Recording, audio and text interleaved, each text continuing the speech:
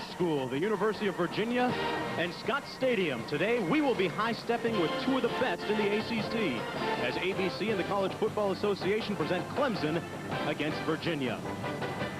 As we look at the ACC standings, we see that Florida State and Virginia are the only two unbeaten teams in the conference. Meanwhile, travel south a little bit, actually a lot, and you will see Clemson at 0-2. They have never started an ACC season at 0-3. And the Clemson Tigers are about to come onto the field. They will be led by head coach Kenny Hatfield, now in his third season as head coach of Clemson. Last year they went to the Citrus Bowl, and this year they are off to an extremely slow, disappointing start. The Tigers ready for battle against their ACC rivals.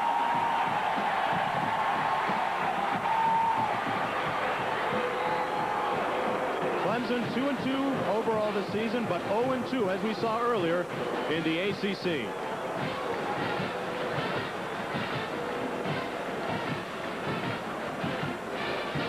A must-win game for Clemson. They had high expectations coming into the season, and so far they have not met them.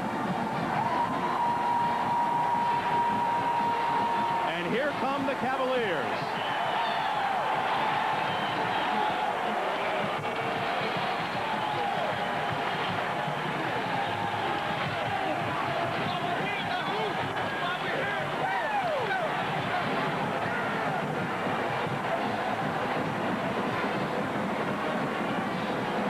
Now, when you look at the series record, Clemson has won 29 out of 31 games. This series has meant death for Virginia. But in the last 2 years, they have a win and a tie against Clemson.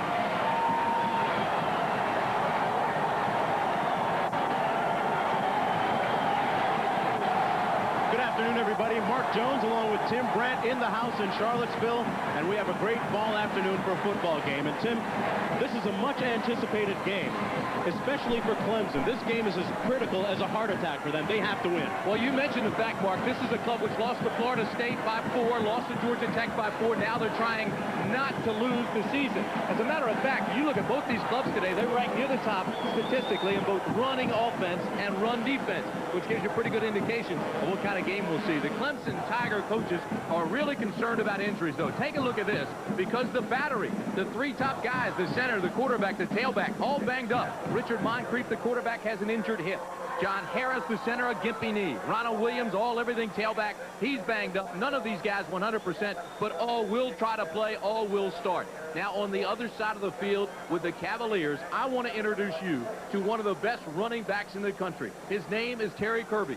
Now, Marshall Faulk has gotten most of the Heisman attention, but here's a guy who's a future pro, coming off back-to-back 200-yard games. His second in the country. He averages 150 yards a game, quality back. And then on defense, Kirby's cousin, lifelong companion, Chris Slade, 6'5", 235 pounds, all-American defensive end. In the Atlantic Coast Conference, they say he's a Lawrence Taylor type, and the coaches will move him around today, try to use him as best as they can against Clemson. Kirby and Slade, sounds like a law firm. We'll have number 25 Clemson against number 10 Virginia in just a moment. And as we go to break, ponder this thought.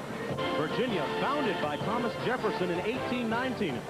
Wonder what he would have thought about this year's edition of the Cavaliers. We'll be right back.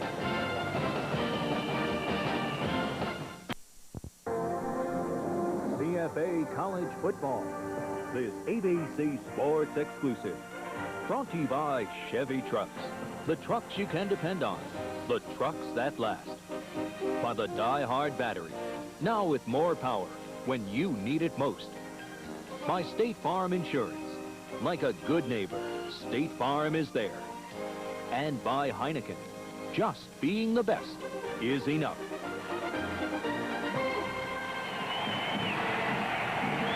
Back at Scott Stadium, Mark Jones along with Tim Brandt in Charlottesville getting set for the kickoff. This one, number 10 against number 25, Virginia against Clemson. Now, the Tigers won the opening toss. They have elected to defer. Jeff Save will kick it off for Clemson, and back deep, it's Jared Washington and Kevin Brooks for Virginia. An early indication, Mark, because of those guys banged up that we talked about offensively, Kenny Hatfield wants his defense on first and set the tempo of this game. Defense, of course, has always been a Clemson staple. Here's the kick. And it's Washington on the 5.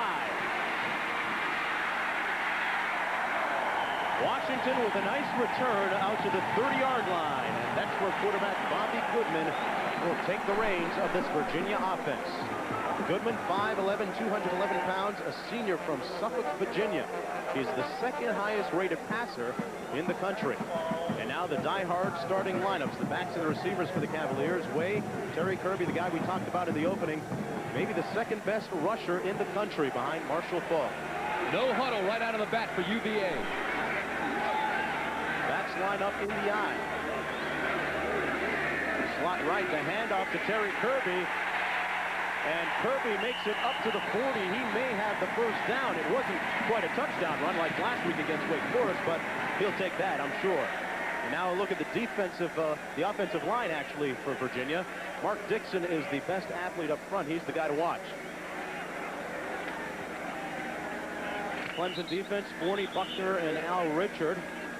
Big fellas up front. And the linebackers are led by Tim Jones. He's the leading tackler. Mark, an interesting bit of strategy right here by Clemson early on. Virginia comes out with no huddle, and now, just so they can adjust their defense, they actually called for the measurement. The Clemson captain stepped up and said, hey, bring those chains out. We want to measure this thing, which gives them time, without the huddle, to readjust their defense. The chess match beginning in earnest already. And there's one of the players, George Welch, in his 11th year at Virginia, coming over from the Naval Academy, and really, Tim, taking this program to the next tier, to the next level. Second down and 1. The backs line up in the eye. Kirby again, and he'll have the first down and then some. Terry Kirby, 6'3", 218 pounds. Virginia has scored quickly all year. 17 of 29 scores have come within the first 3 minutes of the game as you look at Terry Kirby's numbers. 44 points a game. That's a lot of offense. And, you know, by looking at and speaking with head coach George Welch, he wasn't all that pleased. He's really worried and a little bit apprehensive about this contest this afternoon. That's Aaron Mundy in motion. Out of the shotgun, Goodman, and it's batted down at the 45-yard line. That's Tim Jones, number 56, who is in the neighborhood. Goodman, the second most accurate passer in the country. 15 touchdowns and only 6 interceptions. Mark, you mentioned how Welch was not happy with his ball club. He's got enough talent to win the big games, but last week he really felt his club did not improve. And as a matter of fact, he thought they backed up some and lost some of their fundamental soundness. Yeah, Wake Forest made it a game and late. It was 24-17 at one point before they finally salted it away. Tyrone Davis in motion, backs in the eye. Kirby, the deep back, and he pounds it out to the 47-yard line, Tim. Bring it back. I'm going to tell you right now, Clemson lined up in the neutral zone, and the official, the side judge, had his hand on the flag as soon as they lined up. He couldn't pull it, obviously, till the ball was snapped. But as soon as it was snapped, he dropped the flag by his feet. Tim, a top priority for this Clemson team today, obviously. We have offsides on the defense. Lined up in the neutral zone. Tell him, Dale. You saw it right away. Nobody has to move, but as soon as that ball snapped, he drops that flag. Brenson Buckner, the nose guard there for Clemson. 6'2", 302 pounds. Second and 5. Top priority, as I was saying, for Clemson, Tim, stopping Terry Kirby, or at least containing him some. Interesting situation of Mark. 2nd and 5. They can run or they can pass, but Kirby's been the workhorse. Little option, and now Goodman drops back out of it. Wide open, Aaron Mundy. And Mundy has a first down at the Clemson 27-yard line, a 26-yard pickup, and a first down. Exactly what I was trying to say. 2nd and 5. Now the defense doesn't know what your tendency is. You can have the run or you can have the pass. Kirby's been the workhorse, so they fake the option to him, drop back and throw it. The defense right here is looking for 42 at the bottom left of your screen. Instead, they just sneak Mundy out. The tight end, just let him drain his way out there like a blocker, get into the flats and hit it. You don't like those guessing downs. 2nd and 5 breaks tendencies, puts him in an either-or situation. And Tim, this team comes out of the blocks extremely quick, outscoring their opponents 64-7 combined in the first quarter. Under pressure, Goodman gets it off into the end zone, incomplete for Tyrone Davis. Yeah, they can thank Wayne Simmons for that. He hit Goodman just as he was releasing the ball, which I think made that ball fly a little bit. Another thing, Tim, about Virginia, if they get out of the blocks quickly here, which they have a tendency to do, Clemson, not really the type of team that come from behind. They've had trouble with their passing game. Well, Moncrief has. Now, last week they put Solomon in. He's an option quarterback. And then their true freshman, Sapp, is the best thrower of all of them. Mundy switches sides. And here comes Davis now in motion. Kirby.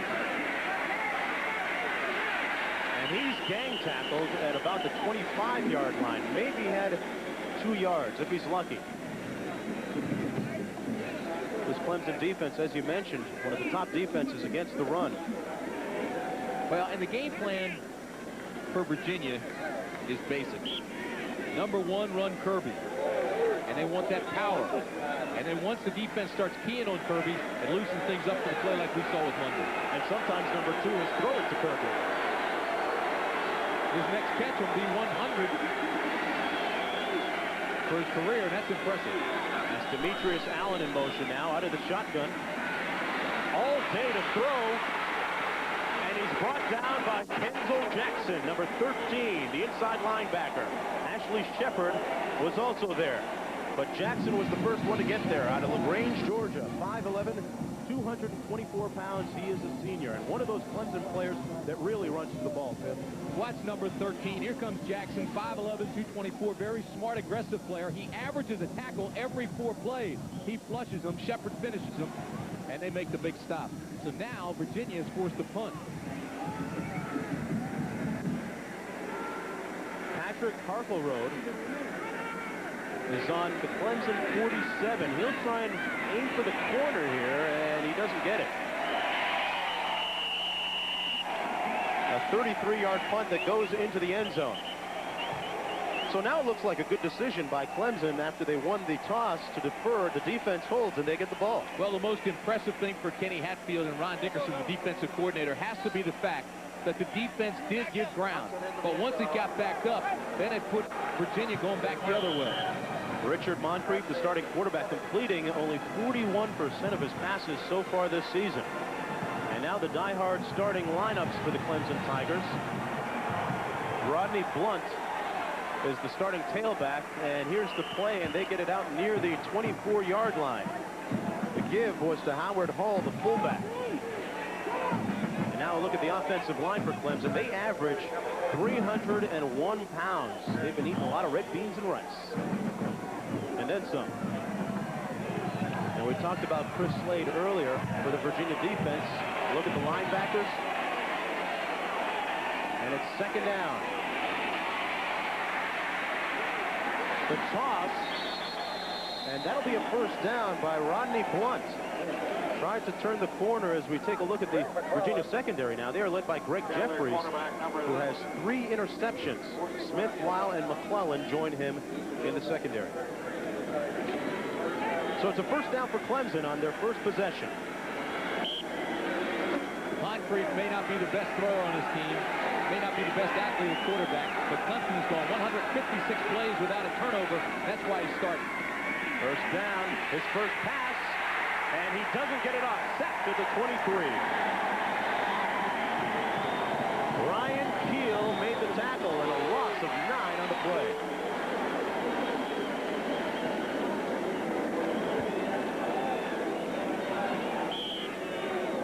Defensive coordinator Rick Lance gave this team an overhaul. He's given Virginia a more aggressive, instinctive approach.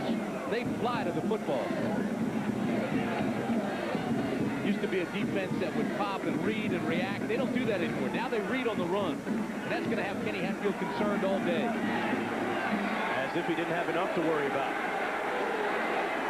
2nd and 19, and Moncrief burns an early timeout, and I mean burns. Well, he just barely made it. The play clock was down to 1. He had to call that timeout or take the penalty.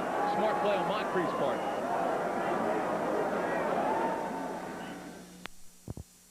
Auburn meets Florida, or out west, UCLA takes on Washington State. It's high noon regional action next Saturday on ABC Sports. 0-0 in Charlottesville, Virginia. Mark Jones along with Tim Brandt as we look at some other scores in the top 10. Washington and Cal just getting underway. And 2 close ones in a row for Miami. Wow. 2nd and 19 after the timeout. Moncrief rolling out. And he got popped at the 26-yard line that time by Keith Lyle, the strong safety who came up and made the tackle. There's already been a switch, Mark. John Harris, the center we talked about, is now out of the ball game. Bryce Nelson, number 61, comes in and replaces him. So the power game, which they were going to try to establish up the middle, they've got to change their thinking. They've got to start hitting the corners now. Perimeter, going to the tight end, wide side of the field. We just saw him do it there. All 3 plays have been away from Chris Slade. See if they come this way now to the wide side. Here we go on 3rd and long. Moncrief, quarterback draw, and he'll be far short of the first down. Back to New York now, and John Saunders. Mark, you remember week 1 when Arkansas lost to the Citadel. It cost their coach's job, and Todd Wright here, 41 yards, as Arkansas knocks off Tennessee in the biggest upset of the season. It was 4 of 5 on the day. Back to you, Mark. Maybe one of the biggest upsets of the college football season so far. The punt now. And here's Washington back on his own 25-yard line. Boy, they are licking down on the field. Tackled at the 34. 44-yard punt, 8 yards on the return.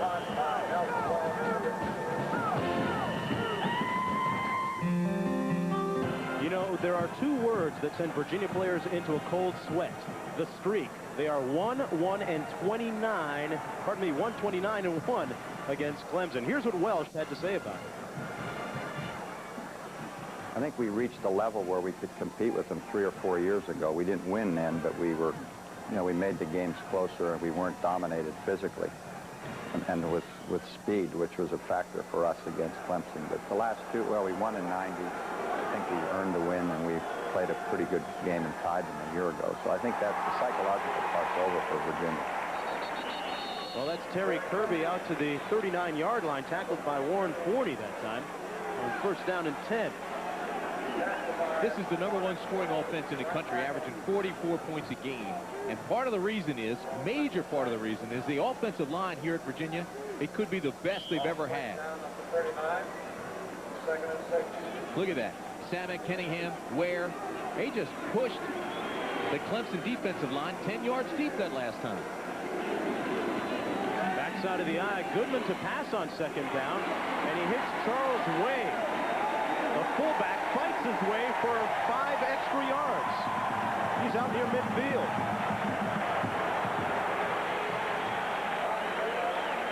And close to a Virginia 1st down. Again, defensively, everything you do is geared to 42. So that stops everybody. Holds him up for a second. Goodman now has time to throw. Comes back to his fullback, Way. Way is stepping in for Gary Steele, who's got a bad shoulder. He's 6'3", 232 pounds, and he used that weight and that power to get the first. Backs line up out of the eye again. Play action. Good ball handling that time by Goodman. There's the quarterback that can run a little bit. A pickup of 14 yards, another Virginia 1st down. The tackle by Tim Jones. All right, the scouting report that Virginia has says that Wayne Simmons, the outside linebacker, is extremely aggressive. Well, that time, if you watch the top of your screen, number 49, his aggressiveness gets him into trouble here. He thinks Kirby has it. Goodman takes it right around. There's no flood control, no containment, and thus the big gainer. Part of the strategy that the Virginia coaches talked about using prior to the game. Kirby up the middle down to the 33-yard line. Last week, he had a career-high 214 yards, and they keep him busy. 24 already this afternoon. He's the co-captain, the leader, the hardest worker, plus he's just a great talent. He works so hard at practice, they try to get him to sit out and take some blows. Let the other guys have a few repetitions, but he doesn't want to do that. He wants to be in every play. Tremendous leadership qualities. Former basketball player, Terry Kirby. Out of the shotgun now. Goodman into the end zone. Touchdown, Tyrone Davis. He's in the house.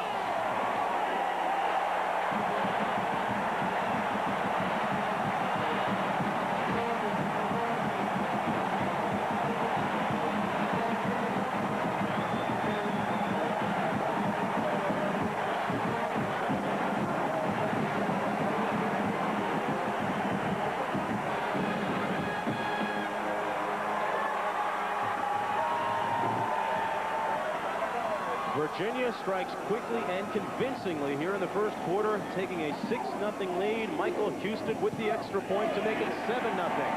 Boy, how things have changed. This is the first time Virginia has ever been favored to beat Clemson since 1985, and they are playing like they are the more confident team.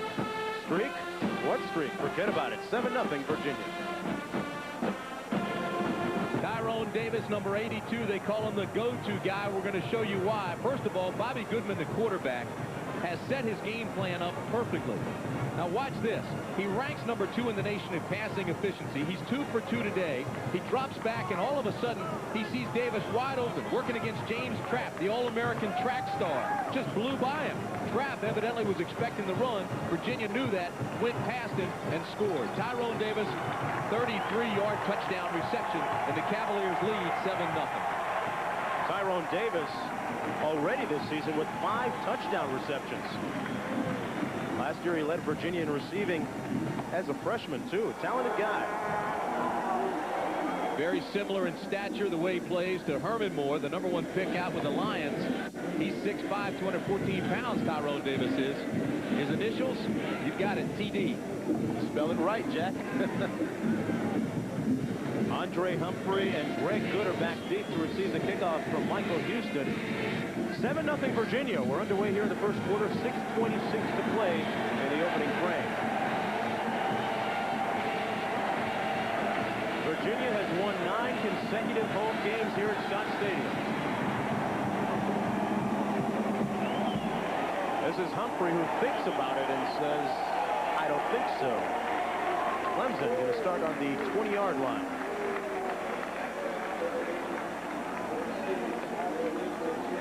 Michigan up early on Michigan State.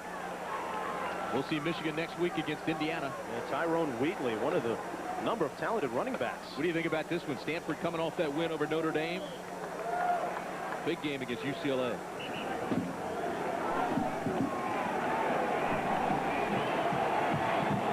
First down and 10. Blunt and Hall out of the eye now for Clemson. This is Ronnie Blunt. And he's stacked up at the 22-yard line. At this time, we'd like to pause 5 seconds to allow our ABC stations to identify themselves.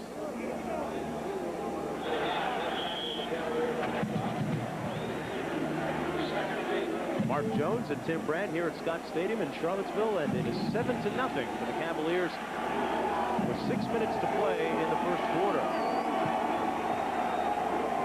2 tight ends in now for Virginia. McGinnis to the fullback that time, Howard Hall. Hall from Clemson, 6'1", 240.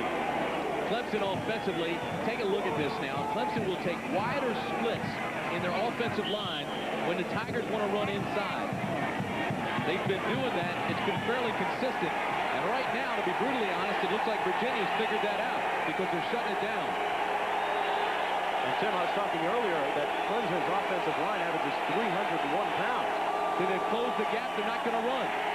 Moncrief will throw to the near sideline, and it's ruled incomplete. He tried to hit Blunt, who came out of the backfield.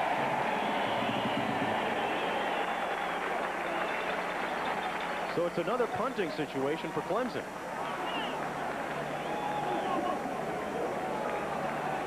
That was their second possession, and they will have to punt again.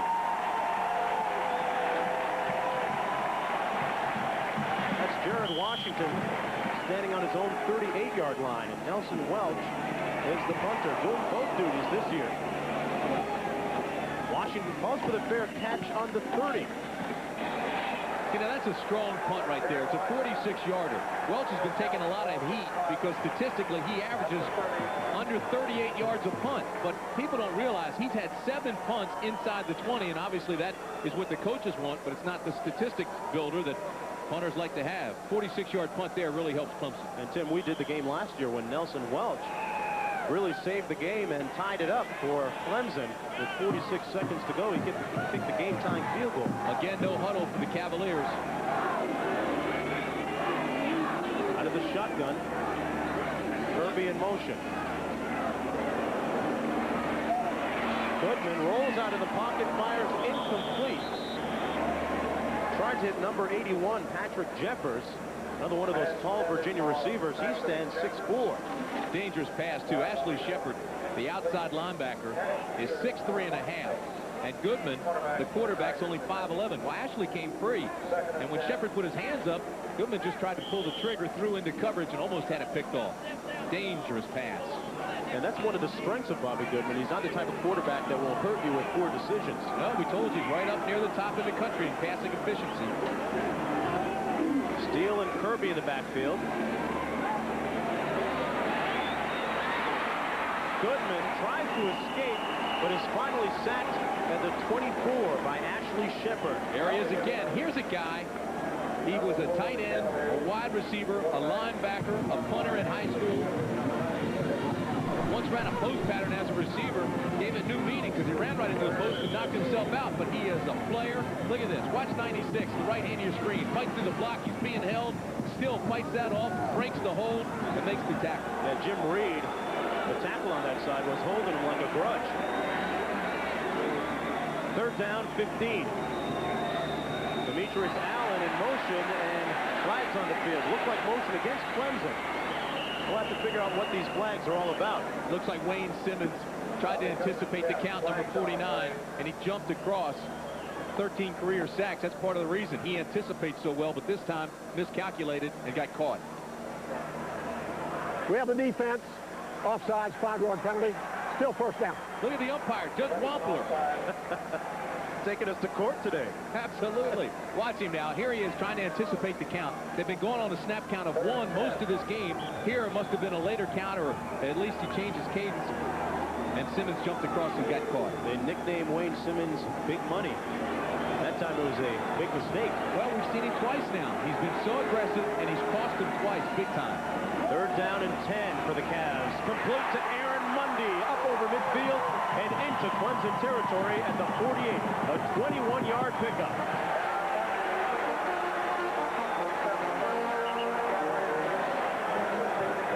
Clemson tried to cheat a little bit. They put Norris Brown, their rover back. They hide him in there like an extra linebacker. That puts the free safety, number 15, O'Neal, on the big tight end, Aaron Mundy, who's 6'6". Look at this. He not only had the bigger stride and got a step on it, but also a bigger target. And O'Neal, who's an All-American himself, couldn't catch him. So Clemson gambled, and it cost him. Tim, Aaron Mundy, 2 receptions so far, but for 47 yards. The give is to Charles Way. Let's go way back to New York, and this update from John Saunders. Mark, Illinois and Ohio State, the Buckeyes with a chance to win it. Tim Williams, though, hooks it to the left on the 44-yard attempt, and the Buckeyes lose for the 2nd straight week in the conference, 18-16. Mark. We saw Illinois 2 weeks ago. It was a shaky club. We're beaten badly by Houston. They've changed quarterbacks, and all of a sudden, look, big win today over Ohio State. A turnaround for Lou Tepper and his staff.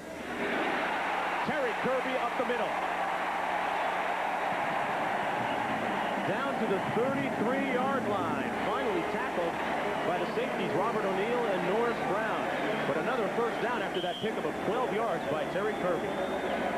Terry Kirby now just 6 carries, 36 yards. You've got the feeling he's just ready to explode. The more he carries, the better he gets. Great hole on that side of the line. We've talked about that too. But here was the USA's High School Player of the Year. Great basketball player in the state of Virginia. Played for the Cavaliers here. 1st down and 10. The reverse to Demetrius Allen, and he reverses the reverse. But he'll lose some yardage on that play back at the 37-yard line, tackled by Eric Jeter.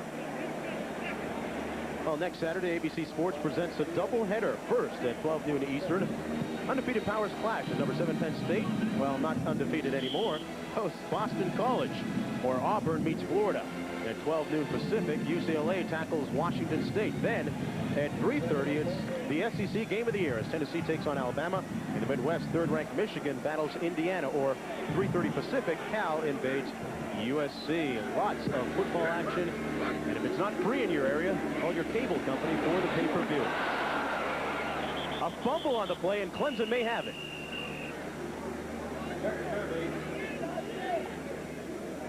And Virginia was fortunate to get it back. Tim Jones was right there to make the tackle. It was 2nd and 14. Clemson came with a blitz. Forney got great penetration. That brought Tim Jones free. They had an overload. Too many guys. They couldn't stop him. Shepard made the big hit. Ball was loose, and I thought Clemson had it. Big break for Virginia to get it back, but nonetheless, it's now 3rd and 17.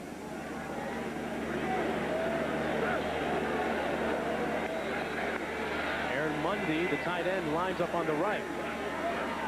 Tomlin in motion. Flag down on the play. Kirby on the screen. And he gets back to the 32. Far short of the first down, tackled by Jones.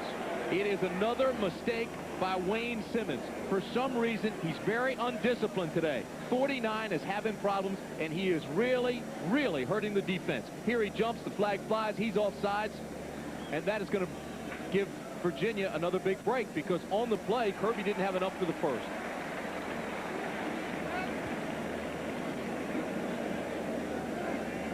Well, at the conclusion of today's game, we'll be selecting a Chevrolet Most Valuable Player of the Game from each team. And for the 22nd year through the Chevrolet Scholarship Program, $1,000 will be donated to the General Scholarship Fund of each school. Wayne Simmons didn't talk to the media for 2 years. After this, he may not again. And hanging around Steve Carlton, I guess. Florida rebounding after getting drilled by Mississippi State last week. NC State with a non-conference game and a win. Ashley Shepard appears to be okay. If he can't play, that will really hurt Clemson. A lot of people in town here in Charlottesville, Tim, looking ahead to October 31st in Virginia's game against Florida State. But first, they must get by Clemson. So far, they've had it the entire game their way. 3rd and 12.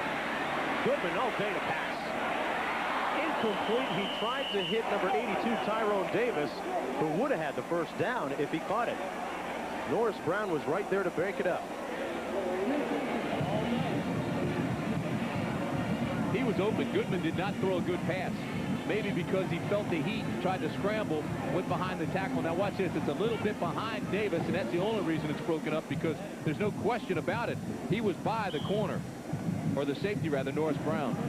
So they will punt it. Patrick Harkleroad is standing at midfield on the 50. Robert O'Neill is standing on the 10, and he's going to let this one bounce. And bounce it does. The referee says that it was touched at the 8. And Clemson is pinned back deep in its own territory. Boy, I tell you, George Welsh, really low-key, as low-key as they come. Wears the same face, whether he's happy or upset. Well, before George came to Virginia, the Cavaliers never finished in the ACC's top 2. But George Welsh has finished 2nd in 84, 87, 88, 90, and won it all in 89. Look at Clemson's upcoming schedule. Duke at North Carolina State, then at Wake Forest.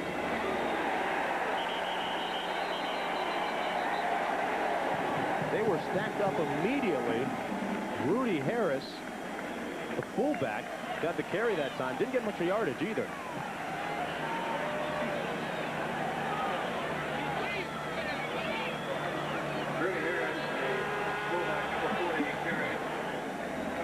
Well, that was the last play of the first quarter.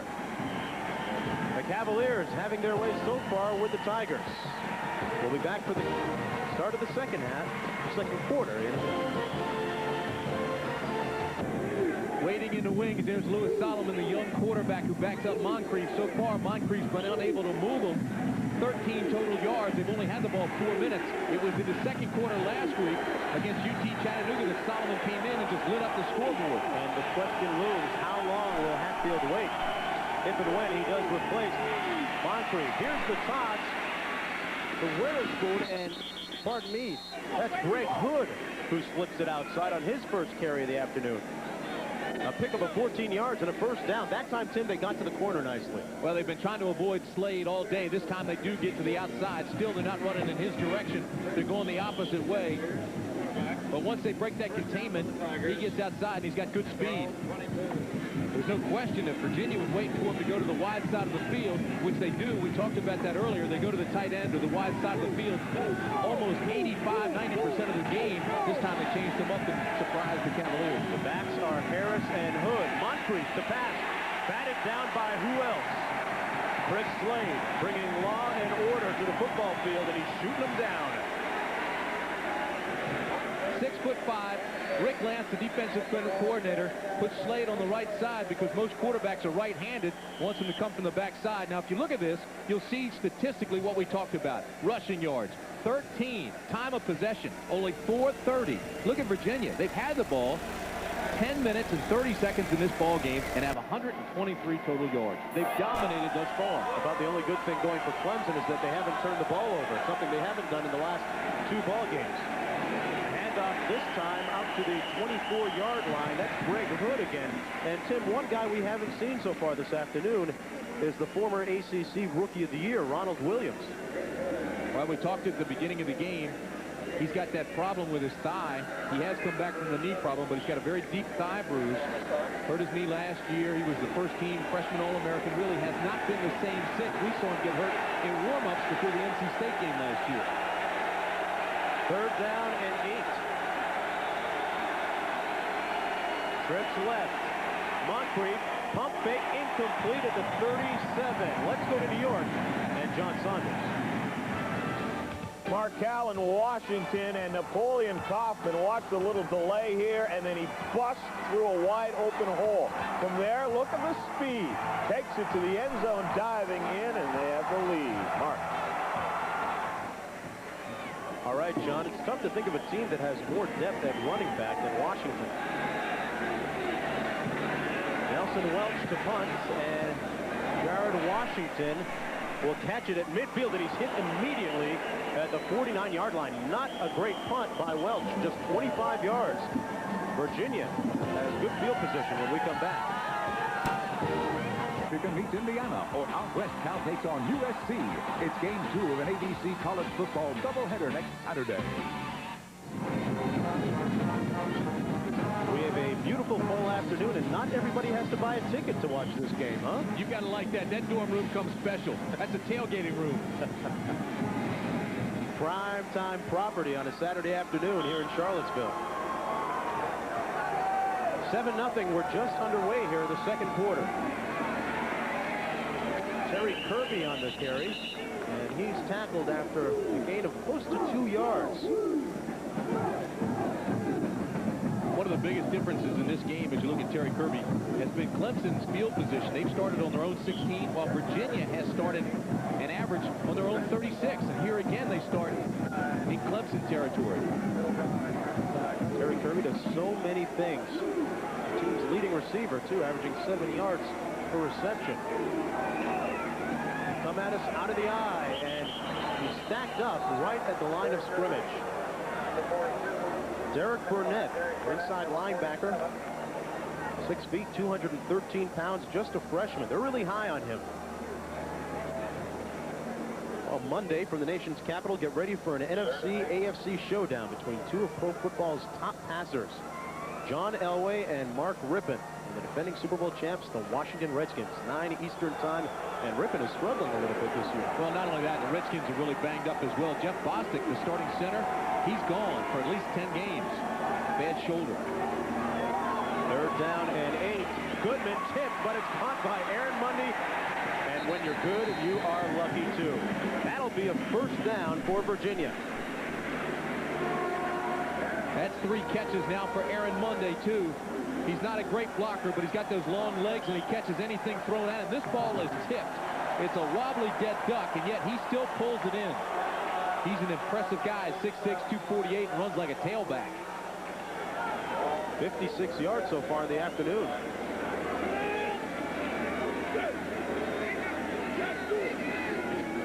Backside of the eye. Goodman dropping back. Going to Davis again. TD. Touchdown.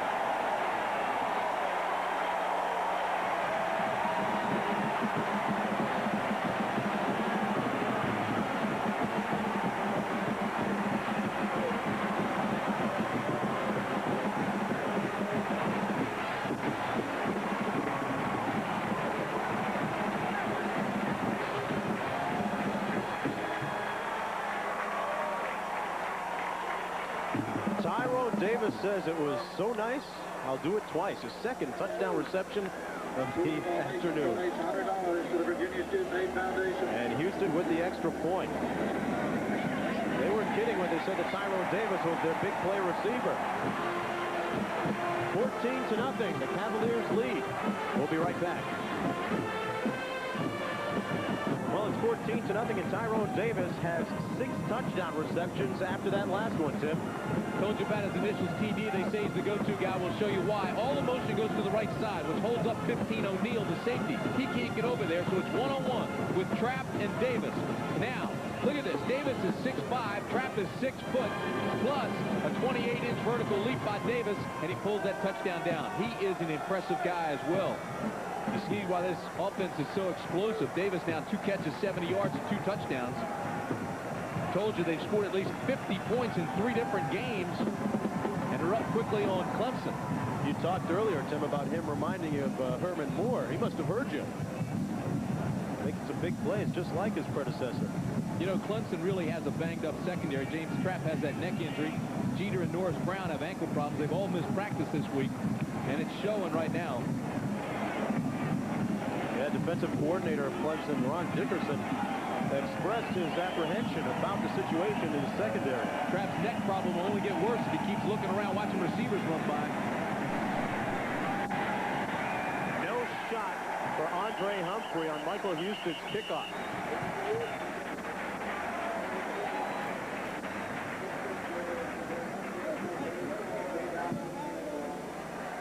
I tell you, Tab, Virginia shows up en masse every home game here in Charlottesville, Virginia. And there's a look at Mr. Chris Slade.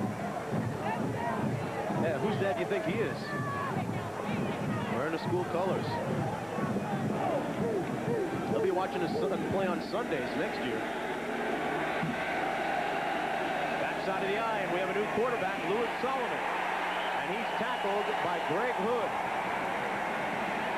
Well, it didn't take long to get Solomon in the ballgame. We alluded to this on the last series. Solomon gives them much more speed in there. 7 runs for 69 yards last week. He likes to keep it. Here he doesn't. And the result? Bang, bang. Shoot him down. A loss of 1 on first down, 2nd and 11. Watch Solomon jack this thing up, though, and try to hit the corner. They say that he runs the option well.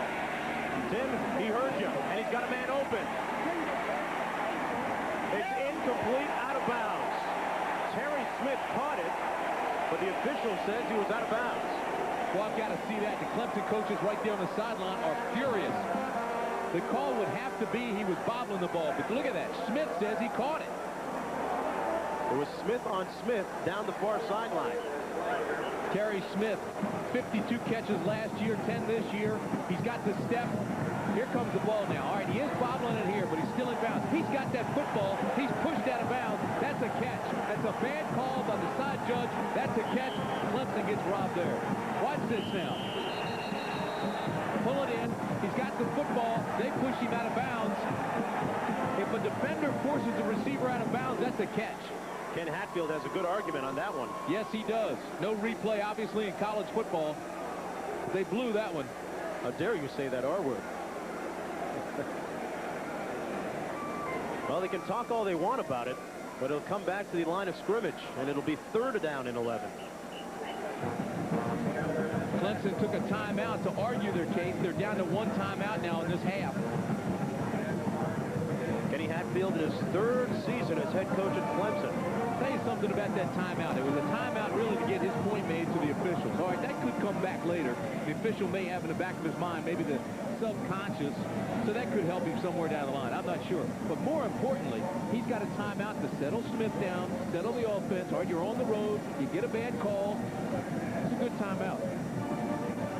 Got to get some kind of momentum going in their favor. They trail 14-0 tonight on ABC. Action, adventure from a new time and place at Covington Cross. Then Robert Urich stars in Crossroads, and the commish tries to deal with guns at school. It's a night loaded with action, no pun intended, on ABC tonight. Ken Hatfield has the dubious distinction, Tim, of being the only Clemson head coach ever to lose to Virginia.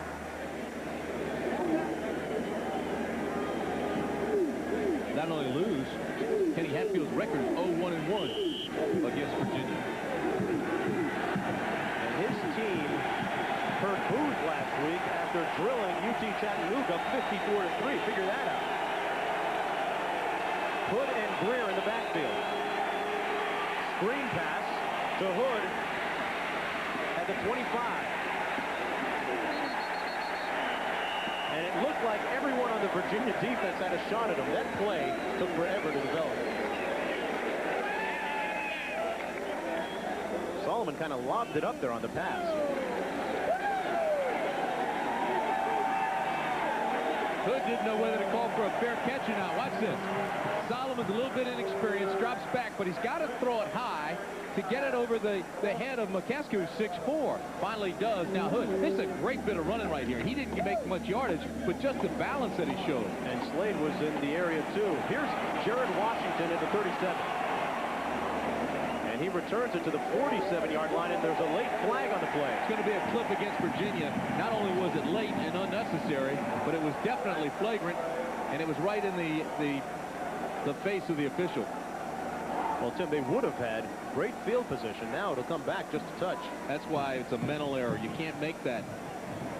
It's a 44-yard punt and an 11-yard return. Here's the call from the official. We have an illegal block in the back during the run back. It's a 10-yard penalty.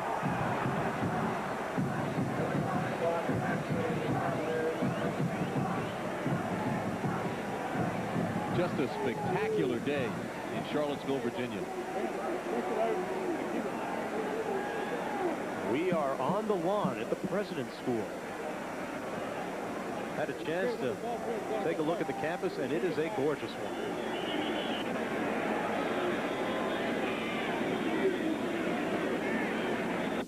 Got a timeout down on the field, and now they start the clock.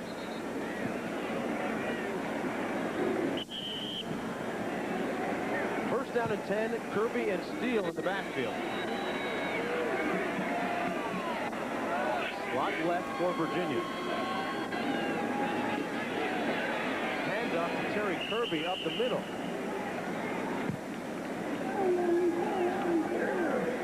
Now, Virginia has a very distinguished reputation for academics, and we see some of the graduate students on the squad, including the quarterback, Bobby Goodman.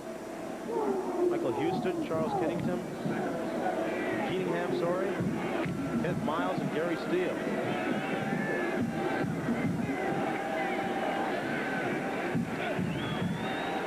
Four-digit SATs allowed only. 2nd and 7. Here's Goodman. Out to Kirby. Nice catch. Terry Kirby is a piece of work. First down, Virginia, after a 29-yard pickup.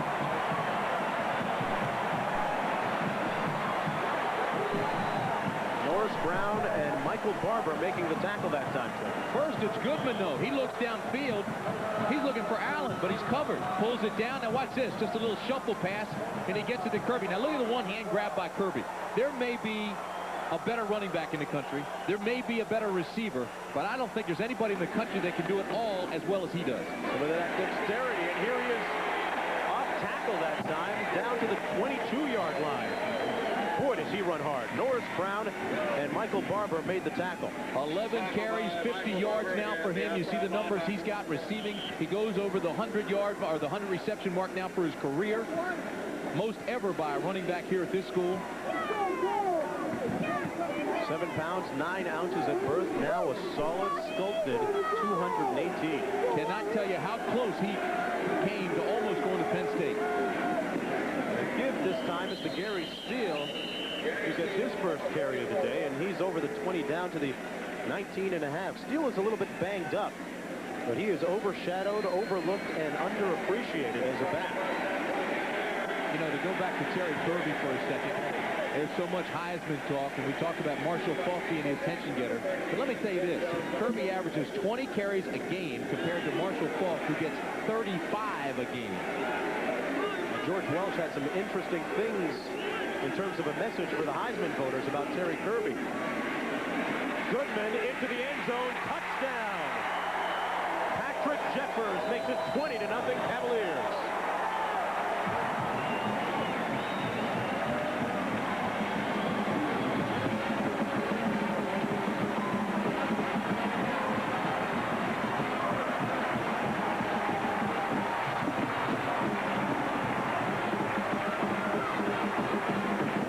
Patrick Jeffers, 400-meter track guy, didn't lose a race in 2 years. A walk-on. UVA started a walk-on at wide receiver in each of the past 6 seasons. How about that? And as we were talking about graduate students and SAT scores, Patrick Jeffers' SAT was 1310. And the score is in favor of Virginia right now. We'll be right back. Quarterback Bobby Goodman has improved so much over the last 2 years behind Sean Moore and Matt Blunden. Look at this. First of all, there's great protection, but he steps right up in there and throws it out to Patrick Jeffers, who makes the reception. Never a letterman named Jefferson here at Jefferson University, but I'll tell you, Jeffers has that Jeffersonian connection. Look at this. A walk-on, we told you that. Derek Dooley, Vince Dooley's son, played here. He was a walk-on. He's the guy who recruited Jeffers because he was dating his sister. Said, hey, listen, if I could play there, you could play there. And look at Goodman's reaction. Package deal, huh? Second in the nation in passing efficiency, and he has been some kind of sharp here today. 8 for 12, 185 yards. And now, Tim, 18 touchdown passes on the season for him. Bobby, be good. Tell you what, that Florida State game is shaping up to be a good one. Well, October 31st, mark it down. Halloween. 5 yards deep in the end zone to Andre Humphrey. He'll think better of it. It's not like Clemson has had great field position this afternoon either. Well, coming up at halftime, John Saunders with lots of scores and highlights from a busy day in college football this Saturday afternoon, and a report on the Miami-Penn State game. 2 weeks in a row, Miami has won a close one.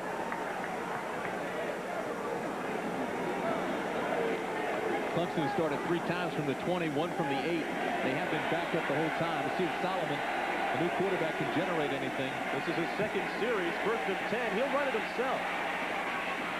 And Louis Solomon puts his hat down and puts it on a Virginia player, in particular Keith Lyle. He picks up the first down, carrying it for 15 yards. Well, he had 7 carries for 69 yards last week against UT Chattanooga. He will not hesitate to run it, sometimes maybe too quickly, because here he was going to pass. Instead of looking off the first receiver to the second, he just tucked it away and went. This time it paid off. He's young, he's inexperienced, but he's very talented. 4 possessions, 4 punts. That won't get you much. Cup of coffee. Solomon rolls out to pass this time, and Keith Lyle, the strong safety, came up and batted him down, stumped him at the line of scrimmage. The inexperience we were talking about. Lyle came on the safety blitz. He's really got to come up quickly anyway all day to support the option, but here's a guy that comes up and just, they say never leave your feet. I think he banked on the inexperience that he was going to throw it, did leave his feet and batted it away. His dad played for the Bears. Remember Gary Lyle? His brother plays for Richmond.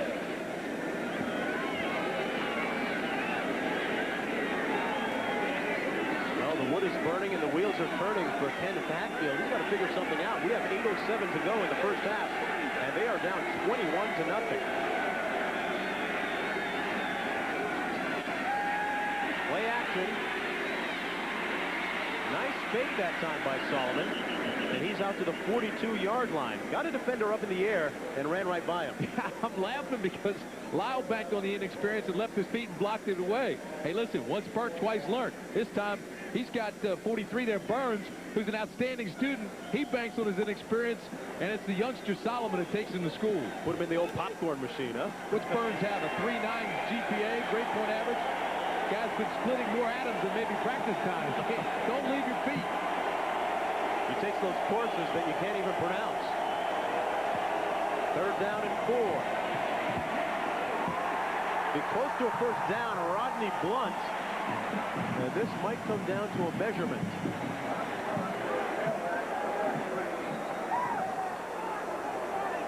Looks like he's a little bit short. See, now I'd go for it here. You're 21 points down with 7 minutes to go in the first half. I'd gamble a little bit. I'd try to challenge my team and go after it on 4th down. Well, it looks like that's what Ken Hatfield is going to do. Not a high percentage play at midfield, but at this point, 21 down, who cares about percentages? It's time to get with the program. Full house backfield. I wouldn't even risk a handoff. I'd let Solomon take it. He does. And that's what happens, and there's a fumble, and Virginia says they have it.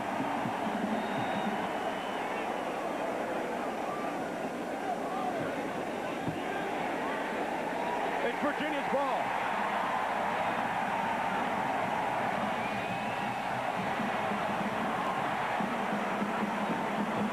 Kenny Hatfield just has to shake his head. Solomon comes over and says, hey, bad snap. You don't want to risk a handoff. You want a good, solid athlete just to keep it, quarterback sneak it, and get the first. But watch this. The snap comes up. He's juggling it right now. Ball's on the ground. See it there? Everybody fights for it. A lineman's going to get it away from Solomon. Just going to out-muscle him down at the bottom. It's usually the guy that has the strength and the wrestling ability to pull that away that gets the fumble. Maybe a little inexperience on the part of the freshman. Look at these turnovers. 5 fumbles, 2 interceptions. And 21 love on the scoreboard. Terry Kirby. Boy, does he have some moves. Made something out of nothing down to the 43-yard line. Just showed you that graphic that shows that they don't turn the ball over much. As a matter of fact, Clemson had gone 174 plays without a turnover before that fumble. That's why we said that Moncrief was quarterbacking in the first place, because he doesn't turn it over. And on only his 2nd series, Solomon does. As we take another look at Terry Kirby. Count the tackles he breaks. 1, 2, 3 tackles on that one run. That's Tomlin in motion. The rollout. Flags down. Gary Steele. And Steele is written out of bounds hard at the 40-yard line by Darnell Stevens, the strong safety. But we'll have to see what these flags are all about. I can tell you what it is. The Tigers are completely out of whack. They jumped across and came off sides again. It's going to go against Clemson. Unless they were drawn. Kenny's saying, hey, we were drawn all sides. He's yelling at his defense to watch the football. See, they're anticipating and going on sound rather than watching the football. Penalty for offsides is on the defense.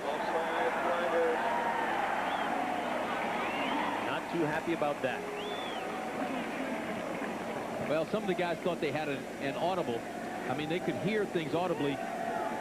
Got Virginia into a rhythm, and they thought they could anticipate it. Now Virginia's changed that up, and that's why Kenny Hatfield's saying, watch the football, forget sound. When that football moves, you move, not until. Well, you'd think they would have learned by now with 5:44 to go in the first half. Backside of the eye, trips right formation for Virginia. Terry Kirby looking for his hole and exploding down to the 25. Darnell Stevens again making the tackle, but not before a pickup of 13 yards by Kirby. You cannot teach what he just did on this play. The handoff is straight. Now watch Kirby.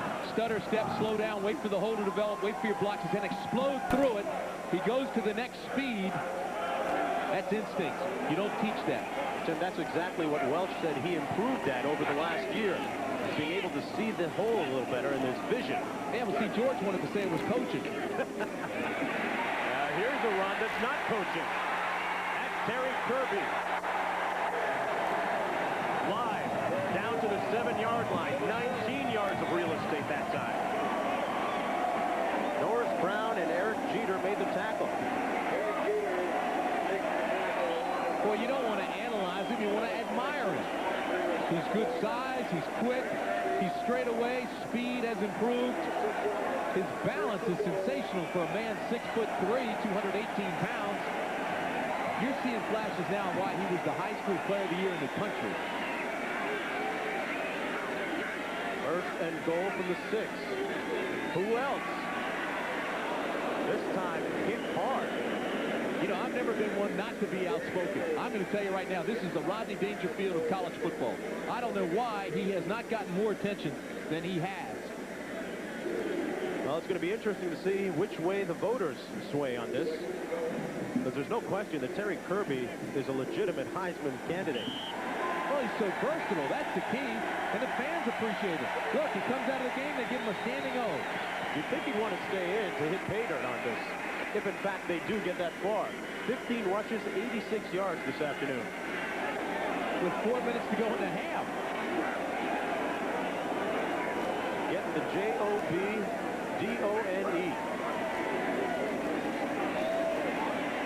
Goodman. And another touchdown. And Terrence Tomlin is in the house.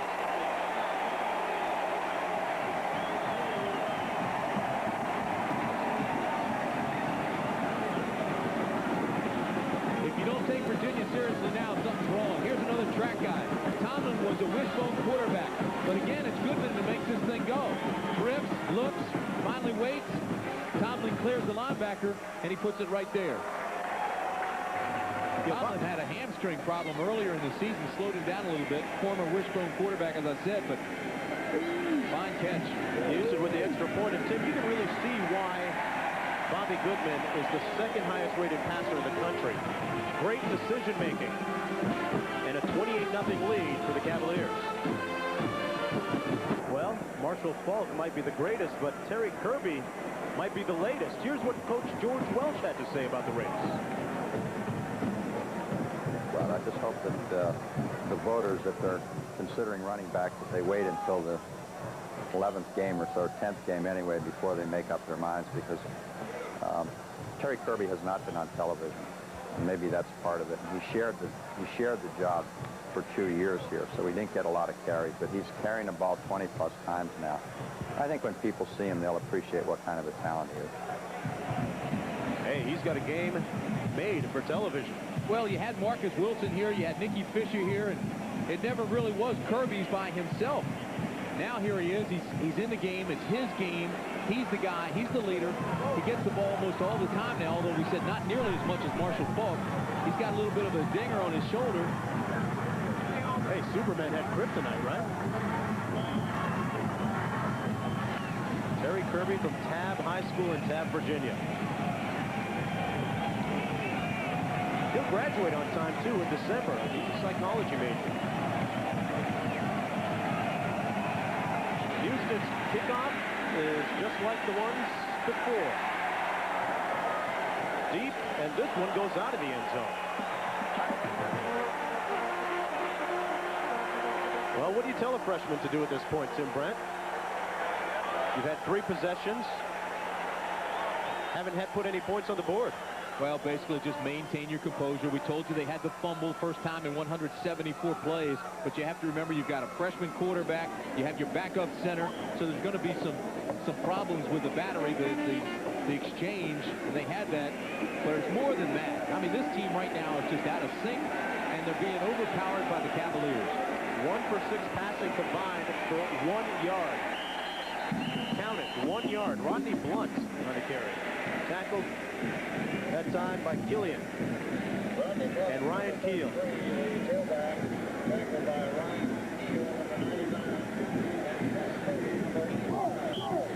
It'll be 2nd down and 8 now for Clemson.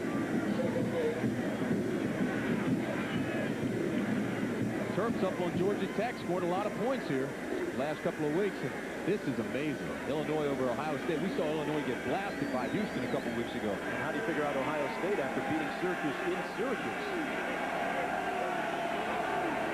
Backside of the eye. Solomon will pass, and I tell you, Manute Bol wouldn't have been able to catch that one. Terry Smith was the intended receiver, and Solomon says in the jargon, my bad, my fault.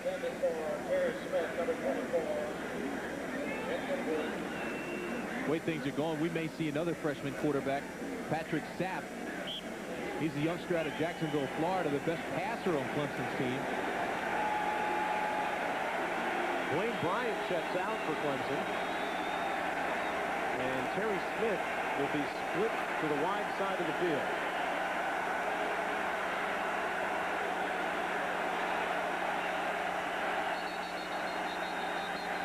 A whistle and a timeout, Clemson. You know who called that time? Looked like Jason Davis, the outside receiver. He looked up and saw the play clock down to 2 seconds and called a timeout. And that was Clemson's last one. 3:05 remaining in the first half. And Clemson hasn't hit the scoreboard. You know, we're speculating on quarterbacks, Moncrief, then Solomon, and we also mentioned Sapp. It's never really been one of the strong points at Clemson University. You know, in 39 years, Clemson has had only 6 all-conference quarterbacks. Steve Fuller, probably the most noted, but none have made it in the National Football League. Last time they won a championship, Homer Jordan, I believe, was the starting quarterback, Tim, and he ended up playing in the Canadian Football League with the Saskatchewan Roughriders. Well, that's exactly right. He's one of the 6 that did make all-conference over that period of time. They haven't had many. Clemson with only 56 yards of offense.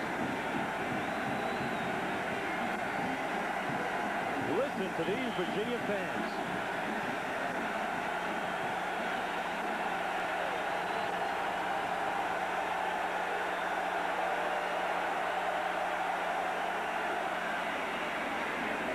Hall takes the dive and is up to the 33-yard line. I can hear everybody now in South Bend, Indiana cheering for Howard Hall. Why? Well, there's a Howard Hall, which is a female dormitory at Notre Dame. So all those women there have adopted Howard Hall as their hero, their mascot. His picture's on the wall in Howard Hall. Man of the hour. And that's Patrick Sapp, the third-string quarterback we were referring to just a few moments ago. He's 6'4", 235, and Tim, as you said, might be the best passer of the group. Speaking of pass, speaking of running, Solomon tackled at the 36. Met there by Gene Tolliver, outside linebacker for Virginia. A big block cut down Mike Frederick, the defensive end, 95. He got up and tried to make it, but he couldn't do it. He was still off balance, so that allowed for the big run. One of the main concerns for Virginia was shutting down that Clemson power game. So far, they've done the job. On the option, Solomon could score. And he will. Louis Solomon, like a shot of lightning, takes it 64 yards for the touchdown. Wow. What a fake. Did he ever sell it?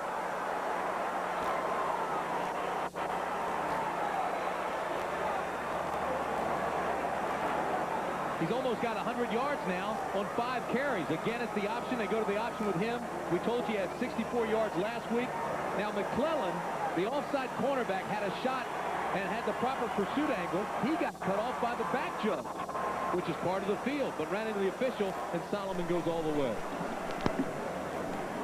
Can't tell you what a big boost that is for Clemson to get a score. A huge score as we have 1:53 remaining in the first half. We'll be right back.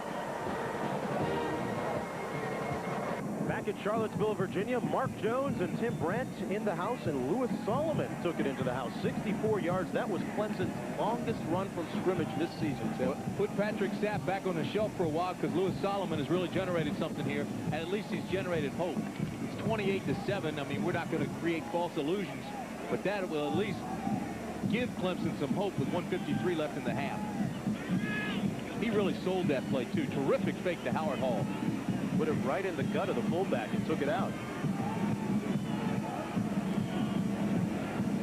Save will kick it off, and back deep, Jared Washington and Kevin Brooks. In a first half that has been all Virginia except for that last play by Clemson. fumble. And Clemson has it back. Hold on here. Let's play a little football here. Looked like it was recovered by Derek Burnett. Washington got popped at about the 22-yard line. And now there's a flag on the field. Little extracurricular. Watch this now. Here comes the return. First of all, it's the hit that makes this thing fly. Watch this. Tuck that tail, sky the eyes. Bam! Knock that thing out. The helmet hit the ball. Terrific lick by Andre Humphrey. Now it's loose. And here comes Ed Houskin. He recovers it. Then there's some extracurricular, and that will go against Clemson. So you've got to maintain your composure even after big plays. Well, they've got 1:46 on the clock. Let's think about what they'll do. We have a dead after ball this. foul. After the change of team possession, personal foul. It's on the team that recovered the fumble. It'll be 1st and 25. George Welsh, being a Naval Academy guy, won't like that. Pardon me, he'll take it anyway. Hatfield won't like it. And he shouldn't like it. Forget the turnovers for a second. Just look at the penalties and the mental mistakes that Clemson's been making. That's 5 penalties for 35 yards. I mean, they get a big breakdown here. They've got the ball in Virginia territory, and they hurt themselves. You can't be crying and say, all right, Terry Smith made that catch, and they took it away from us. Forget the official. The players are making mental mistakes. We've seen a lot of them this afternoon. Offside, especially. Well, with 1:46, they've still got to be thinking touchdown. Solomon back to pass and sacked. Back at the 47-yard line by Chris Slade with a 6-shooter. Like a candle snuffer. Comes in, there's hope, and he dashes it because Weatherspoon came into the ball game. Derek Weatherspoon, number 31. When he does, normally going to pass, and he was wide open. No huddle now for Clemson on 2nd down and 23. Here he comes, backside pressure again. They're looking for the screen, and it didn't happen. Hey, they're going in the wrong direction. Sacked back at the 35. They started about the 25 in Virginia territory. Now they're all the way back to the 35. We had one official get sacked on that play. I'll tell you, Virginia's tackling everybody.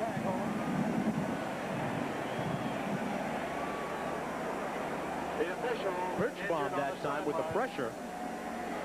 And we have an official down on the far sideline.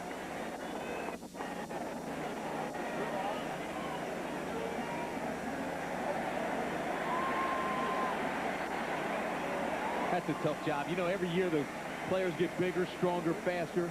Officials part of the field.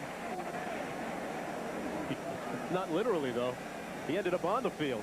He did end up part of the field, got run over. Dale Phillips, the referee, just got drilled. Had his fillings loosened, his eyeballs rolled up in his forehead, but appears to be all right now. Slobber knocker, man. The guy took a slobber knocker on the sidelines. I guess he's lost the step, huh? Nice to see he's back up and okay, though. And speaking of backing up, Clemson now back at the 35-yard line. It's 3rd down and Richmond to go. They've lost almost 40 yards in the last couple of plays. Greg Hood in the backfield. Solomon looking deep for Larry Ryans. And it's batted down at the 28-yard line. Good coverage that time by the Virginia secondary. Well, it was a zone, and the strong safety Keith Lyle just drifted over. He read Solomon all the way and just knocked it away. Almost picked it off. All right, look, he's looking to the right side right now at Ryans. Never comes off of him. So if you're the strong safety, start leaving that way. You start going. Watch 25 now. He comes over and almost has the interception. And Wardlaw's number 3. He comes Johnny-come-lately. Ball almost hit him in the face. Washington back on the 25. Welch punting. He's punted a lot this afternoon. Too much for Hatfield. This is a returnable punt. Washington juking and jiving his way up to the 42. 40-yard punt. And a 17-yard return. We would now like to pause 5 seconds to allow our ABC stations to identify themselves.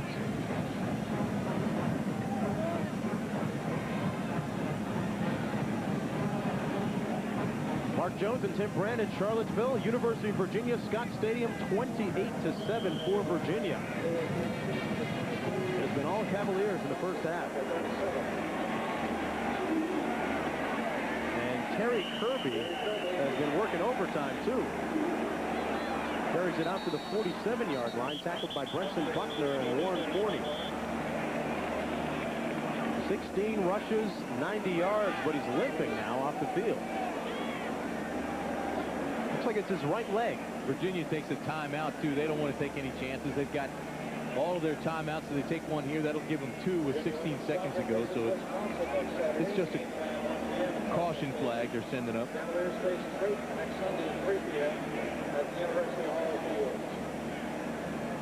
Boy, what about these two guys? Since birth, pretty much friends, good friends. They played together for the first time in 1979 on the Grafton Raiders. Well, down near Tab, Virginia, where they did grow up, they're naming roads after Slade and Kirby.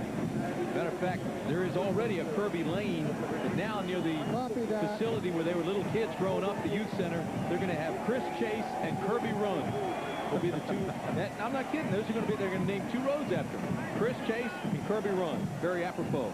I tell you, when they were in public school, they wouldn't even let them play on the same team sometimes. Said it was an unfair advantage. Multi-sport athletes, both of them. The way this game's going, they may choose up new sides. Goodman steps out of bounds at the 49 and stops the clock with 8 ticks to go. Now, Bobby Goodman has been a very effective cog in this Virginia machine in the first half. Really impressed with his composure in the pocket. Now, we talked about how only 6 Clemson quarterbacks over the last 39 years have made all-conference. At Virginia, on the other hand, they've got quarterbacks in the NFL like Don Majkowski and Scott Sequels, Sean Moore, Matt Blunden, all 4 NFL guys. Now here comes Bobby Goodman. Had a chance to see Blunden in the Kansas City Chiefs training camp when I was up there, and they're really high on him.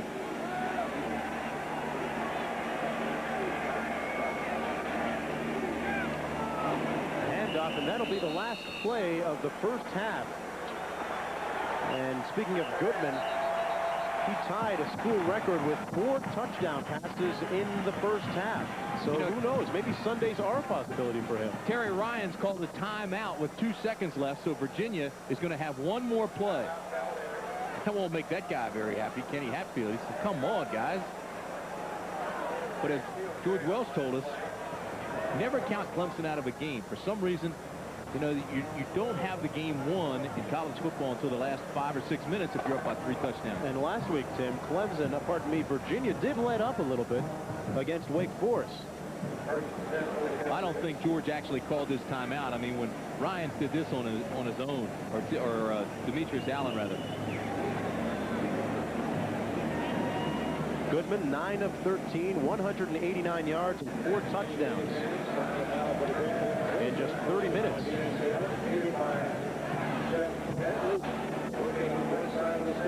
Ken Hatfield's team trying to stop themselves from sliding. They came in 0-2 in the conference. We talked about Virginia's dominance here at Scott Stadium over the past few years. 5-0 in 87, undefeated. Undefeated in 89 and in 91. And so far, 2-0, maybe 3-0 after this one. Boy, how things have changed. I remember in the 70s and early 80s, teams wish they could come here every week to play Virginia. No more doormats.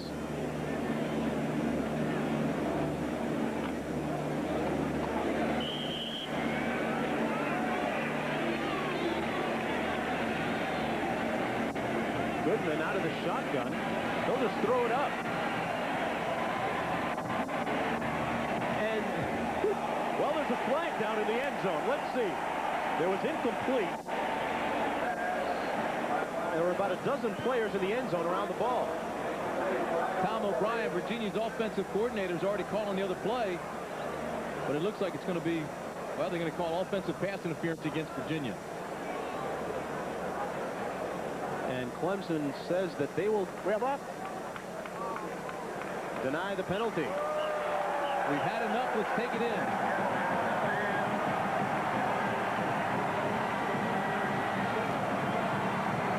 Goodman puts it up. You see that the secondary has the position. And it's the orange jerseys from Virginia that are pushing and shoving from behind. Well, it was a record-setting first half for Virginia as they lead 28-7. Goodman, the quarterback, tied a school record with 4 touchdown passes in the first half. CFA College Football. Brought to you by Geo, the most successful new line of cars and trucks ever introduced, only at your Chevrolet Geo dealers. And by UPS, offering 10:30 a.m. guaranteed overnight air delivery. We'll return with halftime activities after this message and a word from our ABC station.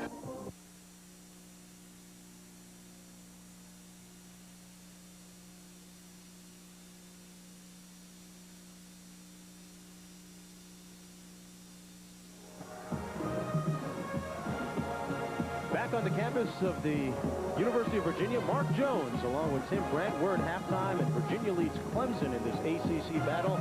Virginia unbeaten coming into the ACC at 4-0. They lead 28-7. And Tim, so far, it's been a situation where Virginia has dominated offensively. Bobby Goodman at quarterback, Tyrone Davis, the big play receiver. Well, Goodman, 9 for 14, 189 yards and 4 touchdowns. Tyrone Davis caught 2 of those. He has 2 catches, 70 yards and 2 touchdowns. The first one really got Clemson, UVA going, 33-yard reception. And Goodman really sold the play well. Watch this now, because everybody's looking for Kirby. Now, here comes the second touchdown. Again, they're looking for Kirby. They roll out behind him. Now they throw back to the backside using Davis's height. He's 6'5" against James Trapp, number 27, who's just barely 6 feet. He goes up and just pulls it down right over top of him. So Tyrone Davis with 2 touchdown catches early on. Tyrone Davis led the team as a freshman last year in receiving, and he came back for another one and made it 14-0 for UVA. Then Patrick Jeffers got in the action. That's Jeffers' only catch of the day. He's a walk-on, but it was a big one.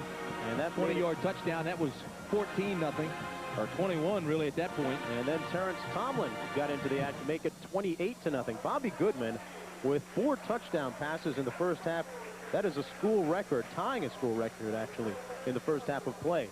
And then finally Lewis Solomon saved a little face in the first half for Clemson. Well, he did. He came in and challenged the corners. He had 7 runs for 71 yards, including that long 64-yard touchdown run. Just 1 for 5 passing. But watch how he sells this with the fake to Howard Hall. Frederick, number 95, just came inside, which left the corner wide open. There was nobody then assigned to the quarterback. And he just turned it up for 64 yards. So he does put some life into the Clemson offense. 7 runs, 71 yards. That'll do it. He had 64 yards running last week against UT Chattanooga. And Tim, when you look at the halftime statistics, one thing is troubling for the Clemson Tigers. They're not a great team when it comes to coming from behind and playing from behind. They have 1 yard passing in the first half. Not too impressive. Well, I disagree with you. I think there's more than one thing trouble in Clemson. They've had a lot of problems in this first half. Look at the time of possession. Look at total yardage. Turnovers didn't hurt them, but I mean, Terry Kirby, look at him. He's got 16 carries, 90 yards. How do you slow him down? I mean, it has been Virginia dominating, except for Solomon's run. It's been all Cavaliers. Well, Clemson, as we mentioned, 0-2 in the conference coming in. They have never started an ACC conference year 0-3, and that looms large right now as they trail 28-7 at halftime. And if you're Ken Hatfield, what do you do for the second half? Do you go to your third-string quarterback? Do you stay with Solomon? Well, the first thing you better do is shore up your defense, and yes, I would stay with Solomon. You realize Clemson, in the last 43 games, has had only 2 backs gain 100 yards against them. And now Kirby's just 10 yards from that in the first half. We'll get our answers in the third quarter. Right now, let's kick it back to New York. Brought to you by Prudential. When it comes to insurance, real estate, and investments, there is one certainty. The financial strength of the Rock. The Prudential. Rock solid. From New York, John Saunders. Welcome back to New York. Second half is straight ahead, but first it's the Prudential halftime report. Let us start by telling you the #1 team in the nation is in a battle at home. It's 7-7 against Cal. Dave Barr gets things going to tie it up here to Damian Simeon, 13 yards. That ties it at 7 apiece. Napoleon Kaufman had a 37-yard touchdown run for the Huskies. It's in the third quarter, still tied 7-7. Meanwhile, a game you saw earlier here today on ABC. Miami beats Penn State. Let's join Keith Jackson for a report. I think a lot of people were wondering when we all came to the ballpark today at Penn State whether or not Miami would be too sore to get off the bus. But they certainly got off the bus, as the final score indicates. Joe Paterno yesterday had said very clearly, I don't know how good we are, but we figure we're going to find out. Well, they did. But the biggest surprise of the day, I think, was that very early in the ball game in the first quarter, Miami starts running the ball, and they start running it long ways. And all of a sudden, they're down knocking on the door.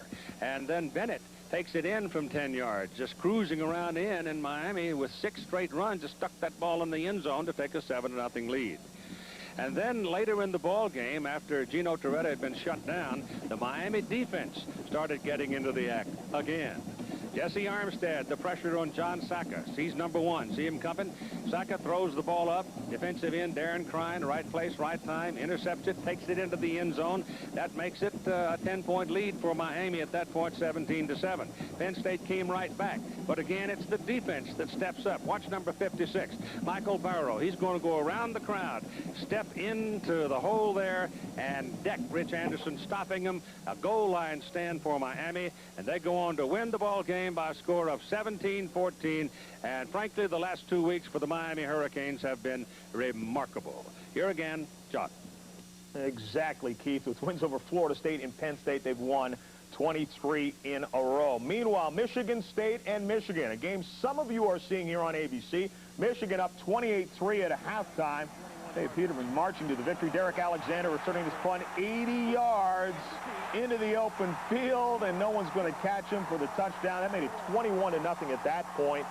Bernie Leggett with a 1-yard touchdown run made it 28-0. It's 28-3 at a halftime.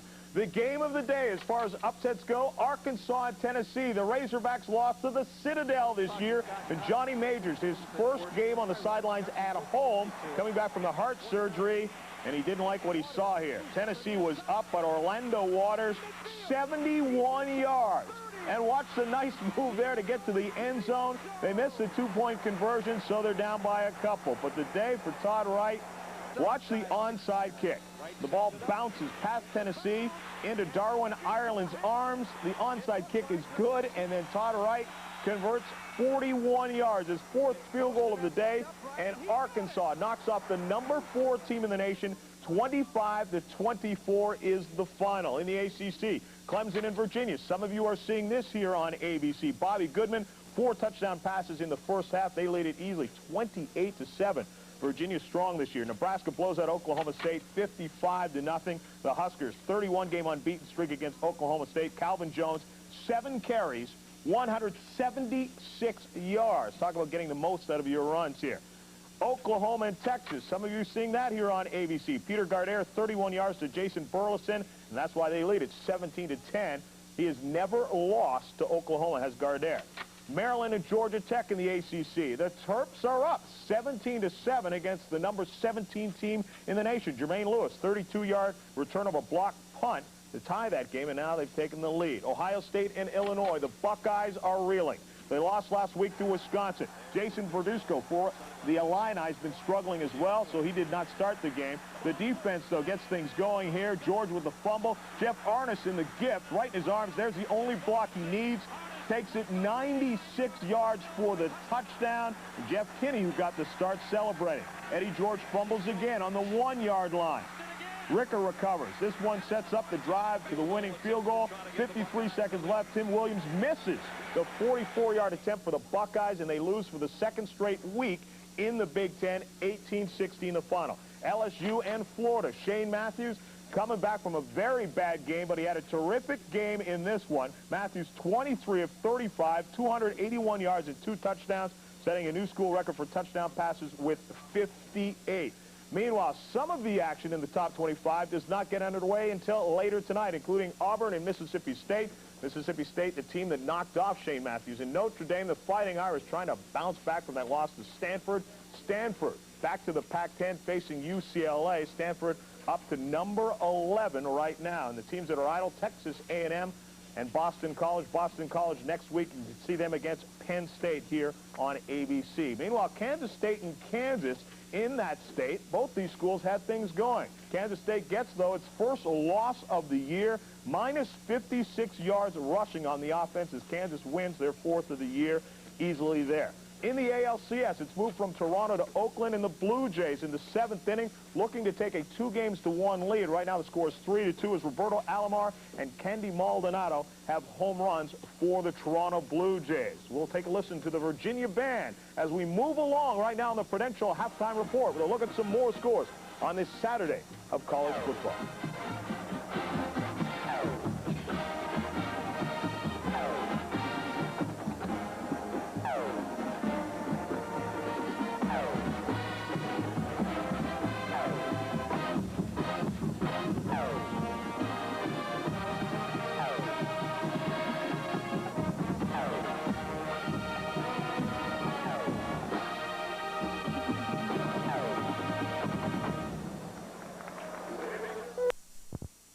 Once again to New York in the Prudential Halftime Report. I'm John Saunders. Quickly now, a check of the scoreboard and the highlights. And first, Florida State bouncing back from that loss to Miami.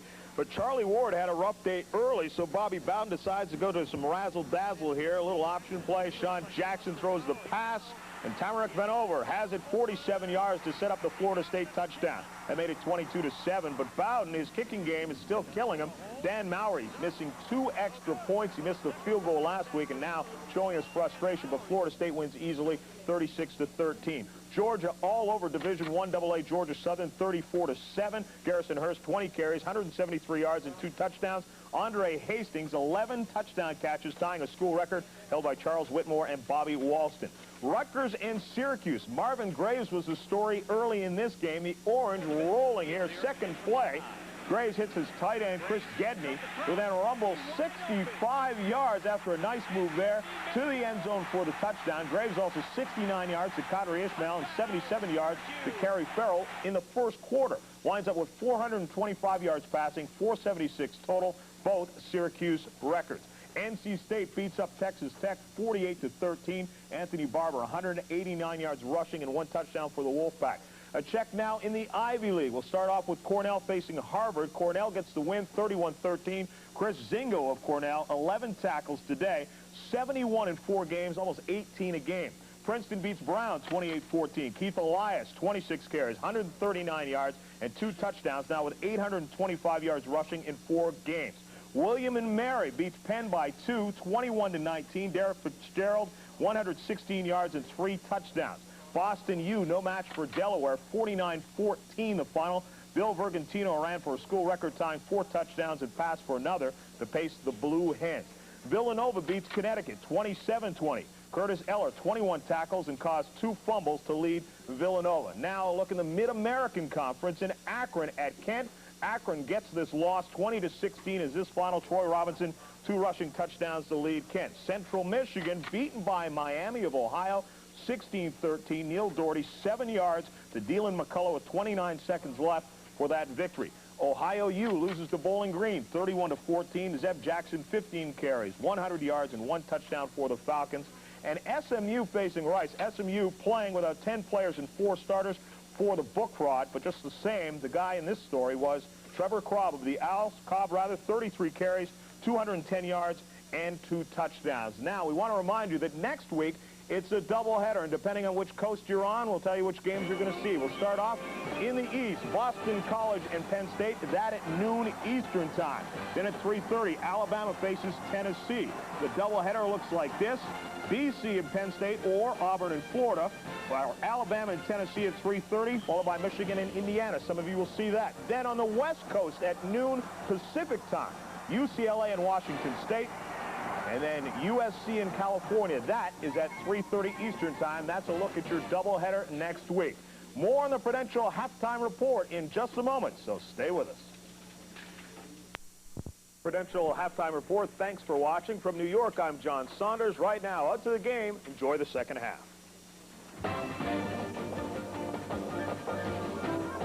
From ABC Sports, the Prudential Halftime Report has been brought to you by Prudential.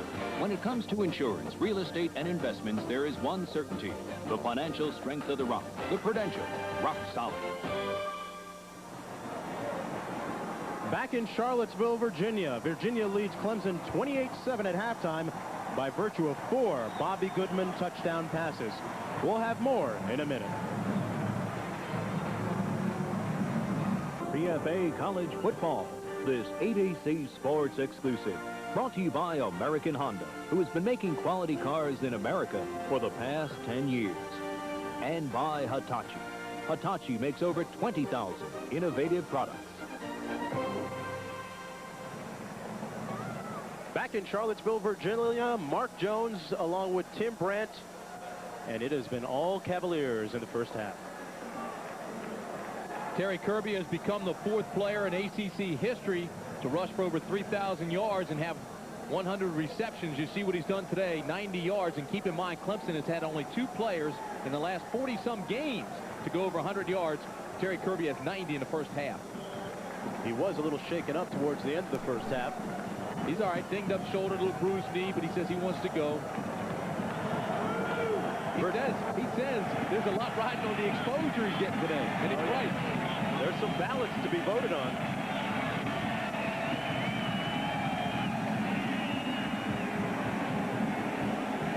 This has been the story all afternoon. Houston's kickoffs have gone deep into the end zone on every occasion. As we look at the offensive leaders for Clemson, add that up, and it's 1 for 8 combined between Moncrief and Solomon. 1. Count it. 1 yard passing. But that really doesn't matter because Clemson's not a passing team. The big thing is they haven't been able to run the football. Now, because of the score, they're forced to pass, and you realize that Clemson's never come back from this type of deficit to win a football game. As you look at Virginia and what they've done, Slade, of course, he's ready to turn it loose now. In his ears back, and here he comes. He's got just 1 sack. Maybe now an opportunity to pad those stats. He's a Lombardi candidate nominee. And here is Blunt. Rodney Blunt pushed out of bounds at about the 35-yard line. And now they back it up to the 33. A pickup of 13 and a first down for the Tigers. Boy, a terrific block on the corner, though. Watch this. Once he gets out here. Now watch the block come from the wide receiver. Just pushes it. The contained man out of bounds. That allows Blunt to turn it up. So most of their success, surprisingly, has come on the perimeter rather than up the middle. Well, that's not really surprising. Well, Virginia was afraid of the power game. Right, but remember their center went out. And when they did that, then they had to adjust and go to the outside. The pass complete to Terry Smith, and he makes something of it. Pushed out at the 45.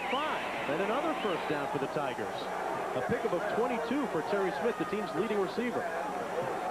Clemson traditionally has been a perimeter team. They like to get to the outside. Today, they were going to try to go up the middle, but Harris was hurt. So here now they come back outside. Look at Solomon gets the ball out there right now. Bang! Wardlow had no chance, missed the tackle, didn't break down and come under control, and they get the big game. That's what made it a close game for Virginia last week against Wake Forest. Shoddy tackling in the second half. Here's Rodney Blunt with lots of real estate. And he's down to the 33. A pickup of 12, 3 plays, 3 first downs for Clemson. Hey, we came to play. Already, this is the best drive they've had other than the big break 64-yard touchdown. But look at the blocking, trap blocking. They crisscross. They open the hole. That hole was huge. I think Blunt was shocked. Look at this hole. Got into the secondary. Dare I say that you or I could have run through that? No, don't say that. Okay, 1st and 10 anyway. Rodney Blunt again on the job. Down to the 25-yard line. Clemson coming out with fire in their collective bellies here in the second half. Randy Neal made the tackle from his linebacking spot for Virginia. Rodney Blunt, they call him Rock. From Pensacola, Florida. 5'10", 190, a junior. And we have yet to see from Ronald Williams anything this afternoon. Clemson has had some rallies in the second half before. Yeah, but this would have to be the biggest ever. Out of the eye. A handoff to the up back. That's Rudy Harris. Harris, an interesting story, Tim. He had a 3-game suspension earlier. Well, he sat out the 3 games for that suspension. He is a quality running back, second leading rusher in 1990. 6'2", 245-pound senior. Signed with an agent and was forced by the NCAA to sit out 3 games. Well, that's right. He was going to leave early, signed with the agent, decided not to. Now, we remember Braxton Banks at Notre Dame. He did that, went on, saw that he wasn't going to go as high as he wanted to try to get back in, had to sit out the whole school year. Tough spot for a youngster, and here he is again. Harris piled up at the 17-yard line.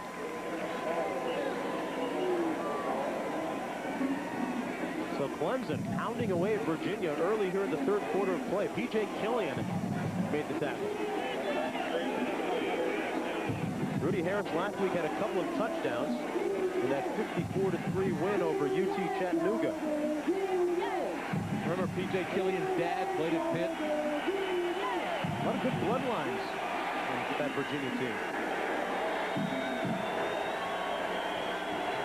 Harris and Blunt out of the eye. 2 tight ends. And there's a fumble. Lyles got it, returns it.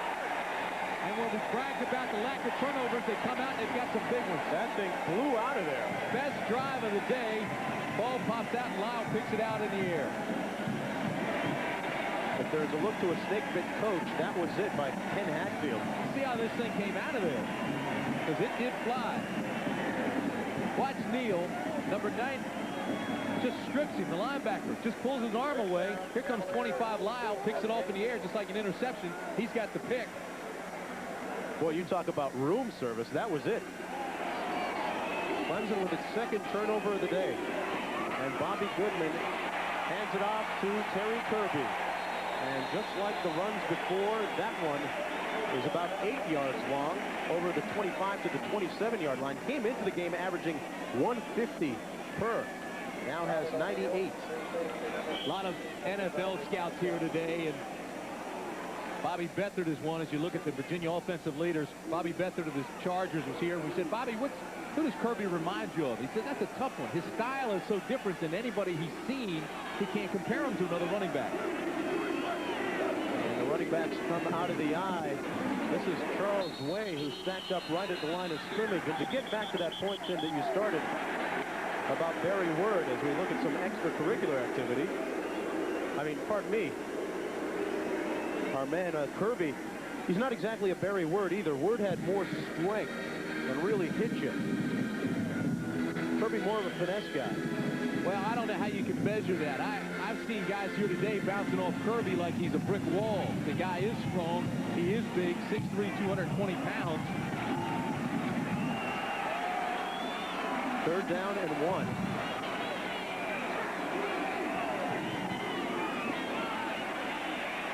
Mr. Reliable with the 1st down for the Cavaliers. I know what you're saying about Barry Word, though, and I think both of us walked into that weight room yesterday and looked up at that wall and saw that he was bench pressing 400-some pounds when he was here at Virginia. You understand why he's had that success in the NFL. Yeah, you talk about a very big, illustrious 400 club. This is what we were telling you. White and Kroom were the only guys in the last 43 games. Now they play this one the 44th, and Terry Kirby jumps up and he does it in just over a half. Russell White had his 103 last year in the Citrus Bowl against Clemson. 10:51 and counting to go in the 3rd quarter. Slot right, Goodman drops back, and he's got a man wide open. Demetrius Allen drops it at the 25. The freshman, just 151 pounds soaking wet, could have held on to that catch. Robert O'Neill, the All-American safety, providing the coverage that time for the Tigers. Remember when wide receiver Larry Holmes dropped out of school unexpectedly, he had some problems, so Demetrius Allen jumped into his spot, number 20. He started every game, not even 5 months out of Granby High School. Here he is out of Norfolk, Virginia. So he's young, he's learning. That ball should have been caught. Terry Kirby on the draw that time. Over the 30 down to the 31-yard line.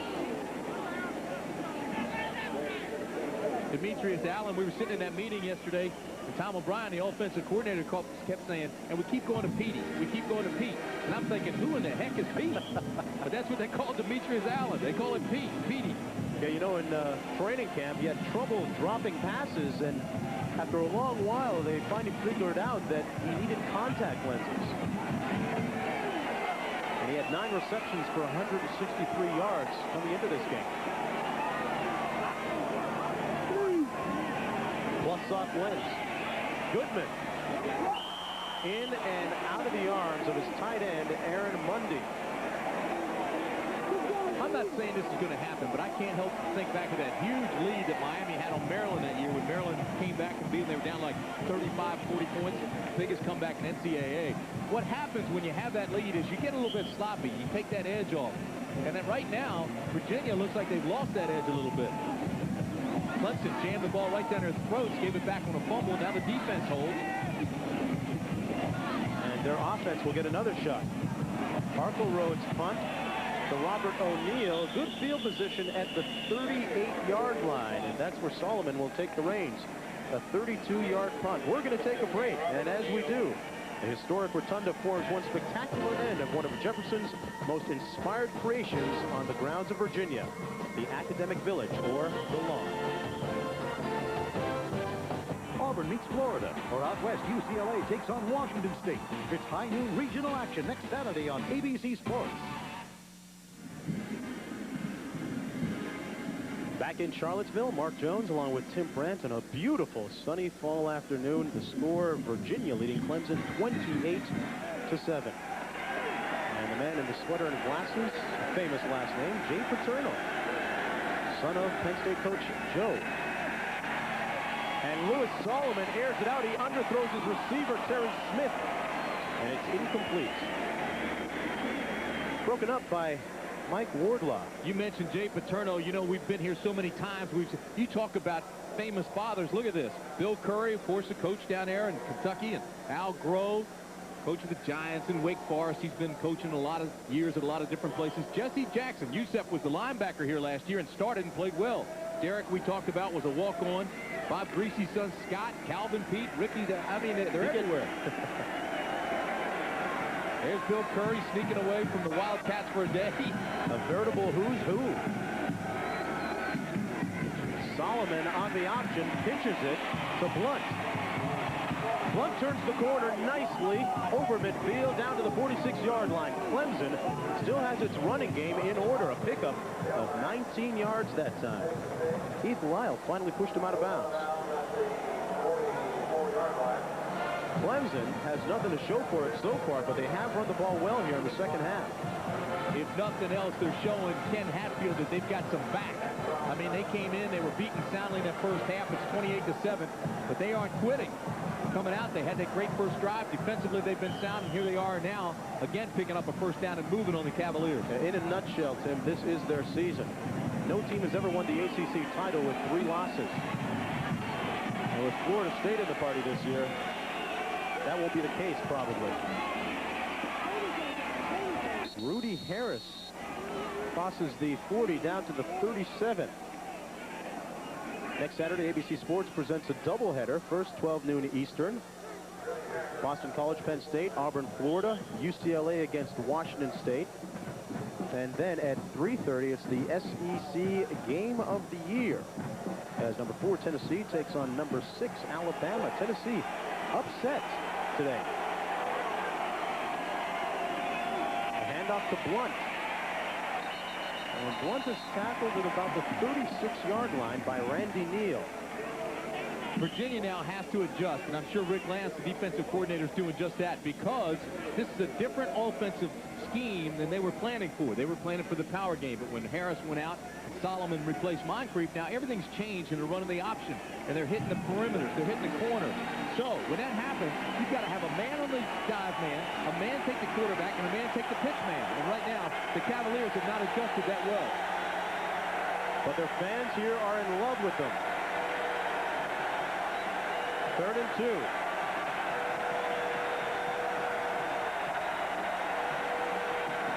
has the first down. And he is a load. And he could score. Rudy Harris, don't be so mean, down to the 2-yard line. A 34-yard pickup. Hey, when he gets 245 pounds going, that's inertia.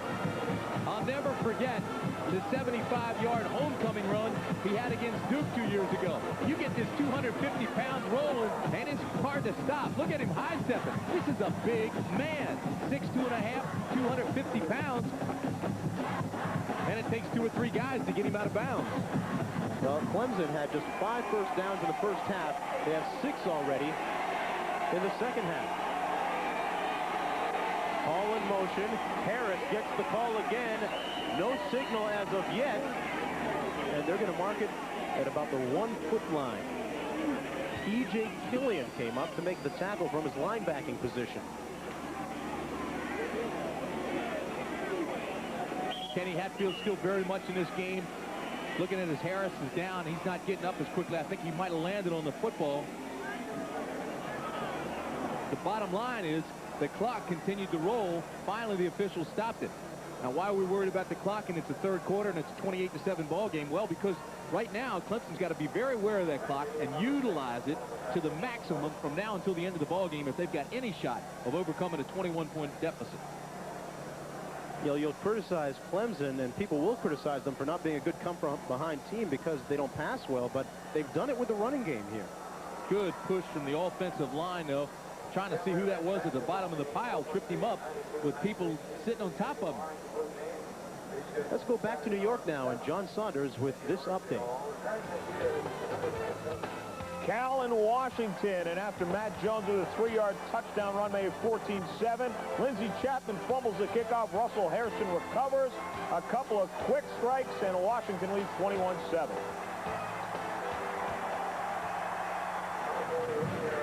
Well, Christmas comes early for Washington with that one. Rudy Harris coming off the field after that last carry.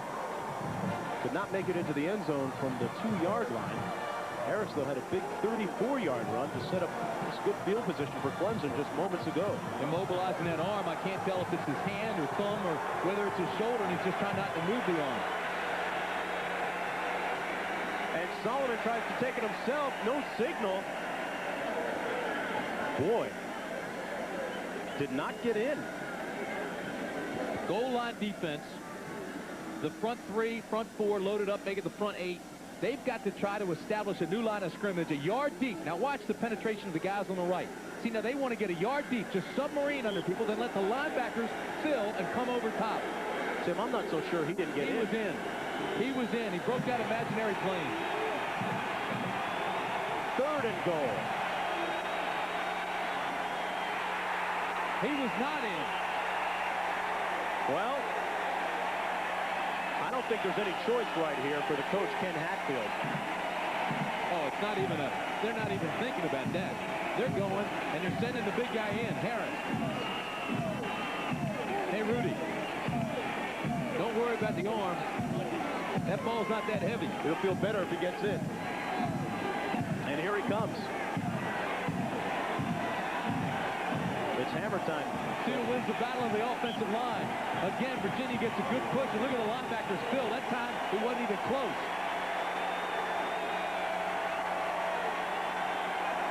Just listen.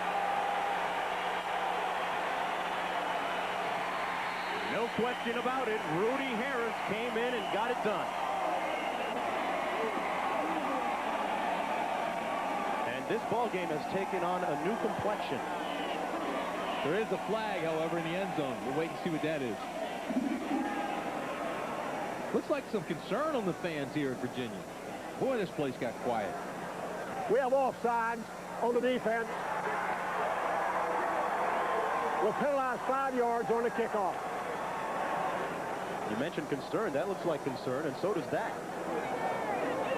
You know why? Because there's such a fear factor regarding Clemson. They've won 29 out of 31 times they've played. They tied the other one. Virginia's only won once, and they're saying, whoa, could this be it? Are they coming? Look at the stadium. It's like dumbfounded. No matter how much you try, you cannot ignore the streak. And it's 28-14. Things shaping up very interestingly. We'll be back in a minute.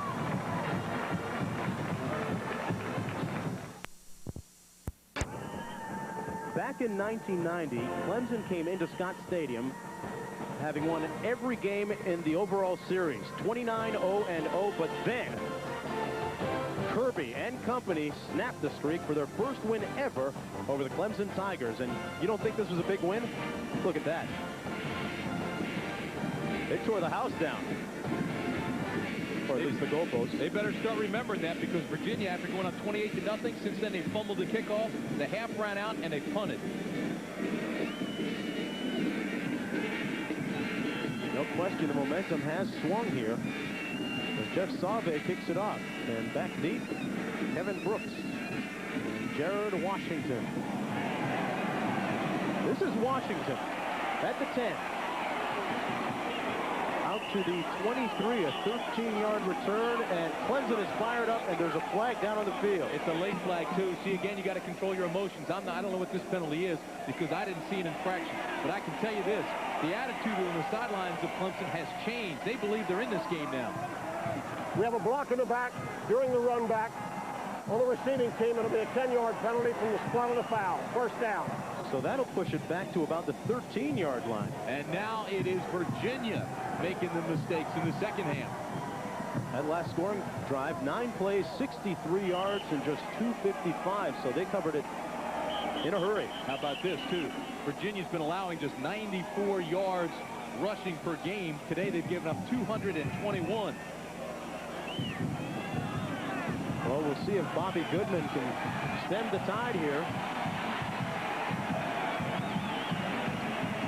First down and 10, no huddle. Play called on the sidelines. Way and Kirby in the backfield. The handoff to Kirby, out of the eye, and he's out to the 15-yard line. Kirby's playing a little bit dinged up now, too. He's got that shoulder and the bruised knee. Not running with the same authority he did in the first half. But he's not going to come out. 2 letters tell you that. TB. He's limping a little bit. Still cannot get over that Arkansas upset over Tennessee. And boy, is Eric Zier a special talent down in Georgia. That's Kirby again, and he got over the 15 to about the 16-yard line. Now this brings up a big third down situation for the Cavaliers, because if they don't get the first here and punt, because of the field position now, Clemson's going to start with good field position offensively. Tackle that time made by Kenzel Jackson. Another upset, Illinois over Ohio State today. Shane Matthews and crew rebounding after getting hammered by Mississippi State last week. Third down and 6, a critical third down for the Clemson defense. Out of the shotgun. All day to pass. And it's complete, but is it a first down? Depends on the spot. I don't think he came across. They cannot give him that mark, because he was down, and when his butt hit and then his shoulder, he didn't have enough for the first down. Charles Way made the reception, and Wayne Simmons was there to touch him down after he'd fallen. So Virginia will have to punt. And they will have good field position. Harkle Road standing on his 6-yard line.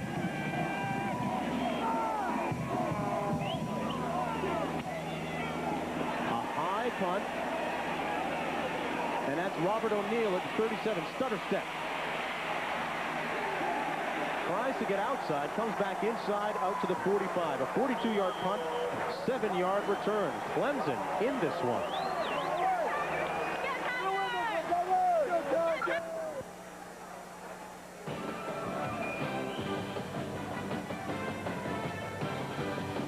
Did you know the first robot to white clock a human was invented at Clemson in 1988? And look at his name, Kirby. From 0 to 60 in 5 seconds. They misspelled it, but that's Kirby.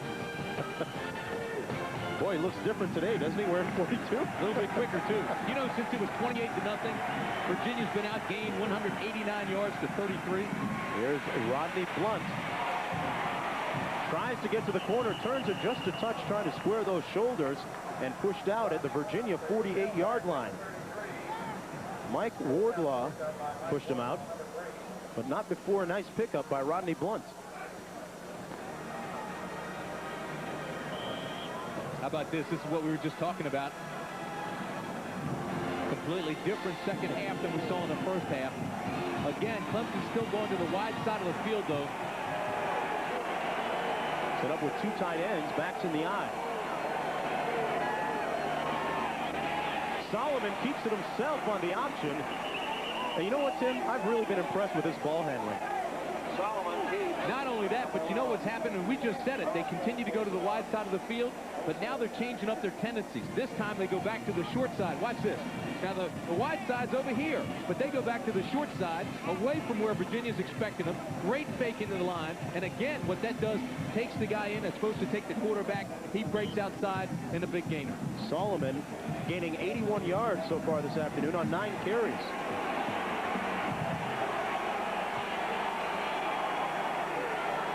First and 10.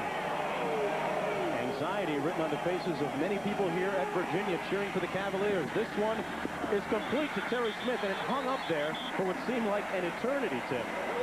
You know what? I'll guarantee you, Solomon's laughing. He says that could be the ugliest pass I've ever thrown. Hey, I don't know how you caught it.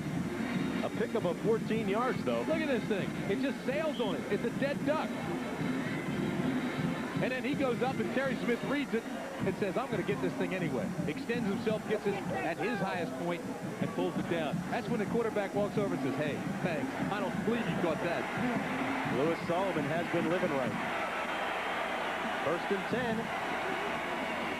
Gives it to the fullback that time, Howard Hall. Pickup of a few. We would like to pause 5 seconds now to allow our ABC stations to identify themselves.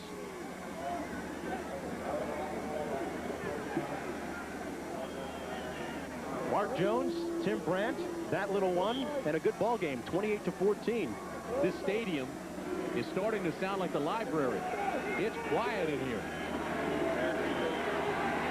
You see the time remaining in the third quarter, second down and 8. A capacity crowd of over 42,000 on hand here at Scott Stadium. A down and out into the end zone and incomplete. He tried to hit Terry Smith. But again, they're breaking tendency. They're going away from what Virginia expected. Almost all day on second down, Virginia's run the football. Now, do you like that call, Tim? What do you think?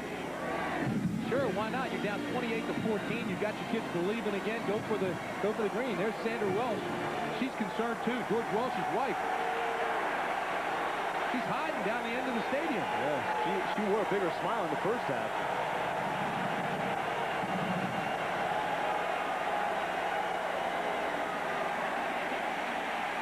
Solomon takes it himself and pops it up.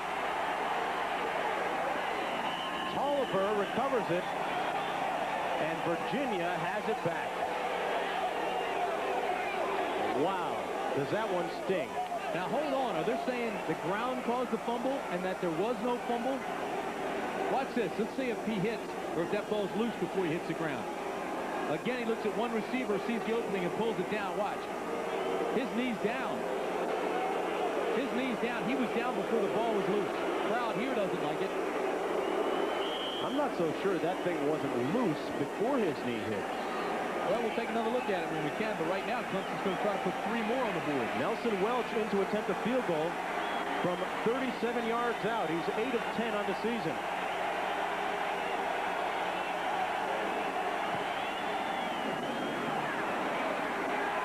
No good. And it's wide to the left. One of the few that he's missed this season. You know, the fumble, moot point. Doesn't matter. Not anymore. And there's Sandra Welch breathing a huge sigh of relief. What a wonderful woman. You know, there's a ritual here at the University of Virginia. Every Thursday afternoon, Mrs. Welch brings a basket full, I mean a laundry basket full of chocolate chip cookies to the team.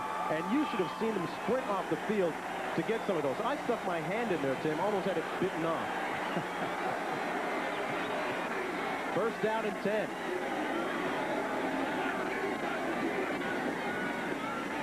Good Goodman rolls out. And he has a man open. That's Pete. And Demetrius Pete Allen can't hang on. James Trapp was there providing the coverage. He's been burned a couple of times this afternoon. Seeing some of the leadership of Bobby Goodman. He's getting after his guys a little bit. He knows they've lost that edge. These are the catches they were making in the first half. Again, Allen outruns the corner and is wide open. Now here comes the pass. He lays out. It would have been a great catch, but that ball is definitely catchable. He was pulling it in when it got through. Goodman gave him a what for when he came back, too. Just 151 pounds.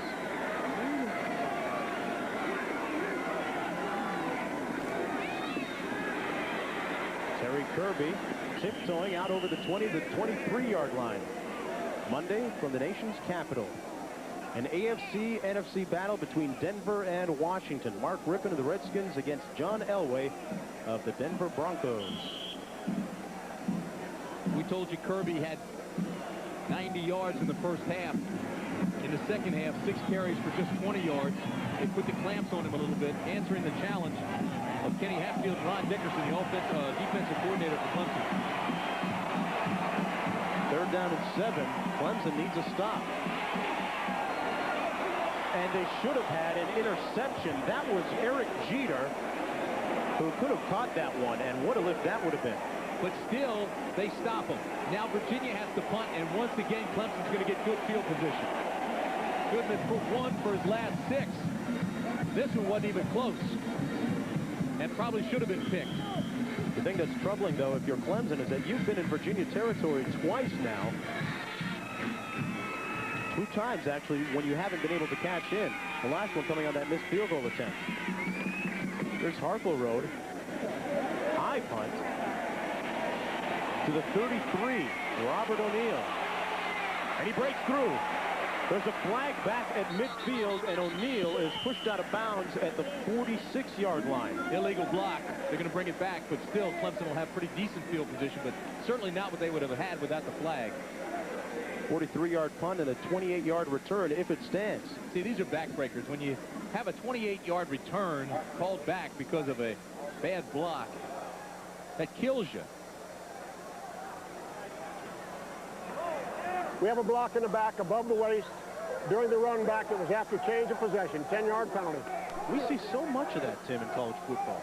It's unbelievable. It really is. Well, that's a hard one to avoid. See, this is above the waist, and that's difficult to avoid. This is for safety reasons, or below the waist, rather. And here they go in the back. I don't see it. There it is. 37 did it. Yep. So they say, Brian Dawkins, you're guilty. Watch the bottom right-hand corner of your screen, right there. Well, and actually, they had 2 of them. Take your pick. Terrence Dixon and Brian Dawkins, both guilty. Ball to 39, backside of the eye for the Tigers. A mix-up, and Louis Solomon fell forward for a gain of 1 if he's lucky.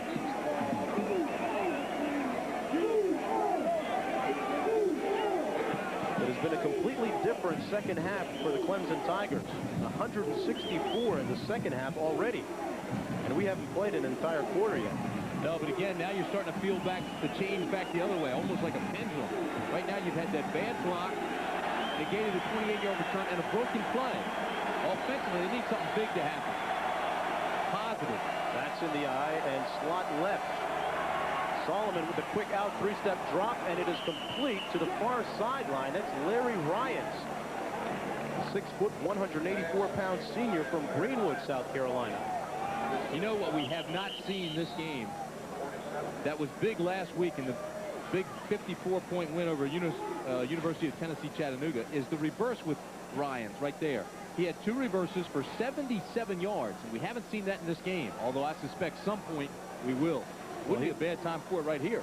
And he's one of those speed guys as we look at Rudy Harris, who is injured again. Harris was shaken up on that last touchdown drive before he did finally get the touchdown. And he's limping off again. He's 7 rushes for 50 yards today and a touchdown. This is a terrific setting for football. Look at all the trees that surround Scott Stadium. It's a great campus. had a chance to jog, take a look at some of the fraternities done by Fraternity Row. I've always liked this stadium.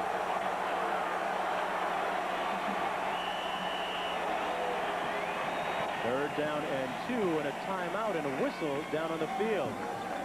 Let's go back to New York for this update from John Saunders. Mark Callan, Washington, and Dave Barr here with a nice touch to a wide-open Sean Dawkins. This touchdown pass breaking Wesley Walker's Cal record. Two-point conversion, no good. They trail 28-16. Mark. All right, John, back here it's 28-14 in the third quarter. 1:25 to go in the period. Not a bad timeout. It's the first one they've used this half. Minute 25 to go third quarter. Still leaves them 2 for the final quarter, which they will probably need if, in fact, they do get back into the ball game. But here, because there was confusion, they've been a little bit out of sync on this series. It's a good time to take the tee, come over, settle things down, decide what you're going to do on this third down play, third and a long 3, and get it done. Yeah, there have been some great comebacks here. You told me about one when you played here back in 1972, and I wonder who's that good-looking number 21 guy? Where is the face? Unbelievable. Look at that. One of the best-looking guys in college football. Where the heck did you guys get that thing? Hey, I will tell you, though, my senior year right here in Scott Stadium, we were down 23-0 at halftime, and we came back and won that game 24-23. So, you know, there have been some comebacks. We got you. The backside of the eye on 3rd and 2. And Rodney Blunt has the first down and more. He could score. Rodney Blunt scores the touchdown, and we have a game. 53-yard romp and a touchdown. And now there's doubt everywhere except that section, which is Clemson's. And they're saying it's still Virginia. On 3rd down and 2, Rodney Blunt ran off the left side and ran and ate up more real estate than Donald Trump. Well, we said something had to happen positive. They needed a big play. They got it. The timeout to decide what to do. It paid off big time. Welch with the extra point. And he misses it. That is a big miss. That means they have to go for 2 if indeed it comes down to that. Well, you think that's not a sick look on his face? But he's smart, see, now. The kicker wants to get by him. Welch wants to walk by him. Kenny puts his arm around and says, hey, wait a minute, come back here. You can still win this ball game for us. Don't give up yet. This is still third quarter. Another look at that run by Rodney Blunt. He exploded. Well, what he did was he cut back against the pursuit. And when he found that alley, that lane, that air, he went through it, got into the secondary, and they aren't going to catch him. 12 rushes today, 131 yards. And Nelson Welch with a key miss here. You know, Tim, last year in this game, he missed a few field goals, too, before finally coming back with 46 seconds to go to tie it up. And Kenny Hatfield is trying to make sure that his head is screwed on right, too. Kickers are so much like golfers, it's incredible. When you're out of sync, things are more mentally than anything else. You get down on yourself, and it really keeps you out of sync. Kenny's trying to say, hey, listen, come back. You can still help us here. Nelson Welch is a good athlete, too. I've seen him run guys down and tackle them on punts and kickoffs before. Good athlete, strong guy. Had a look at him in the weight room. He's put together. Jeff Save will kick it off, and Kevin Brooks is back deep with Jared Washington for Virginia. It's an 8-point lead for the Cavaliers. Washington.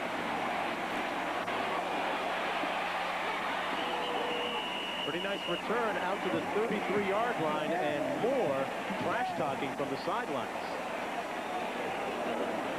This game has really increased in temperature. And speaking of Maryland and my partner's alma mater, Flag on the play. Georgia Tech by 4.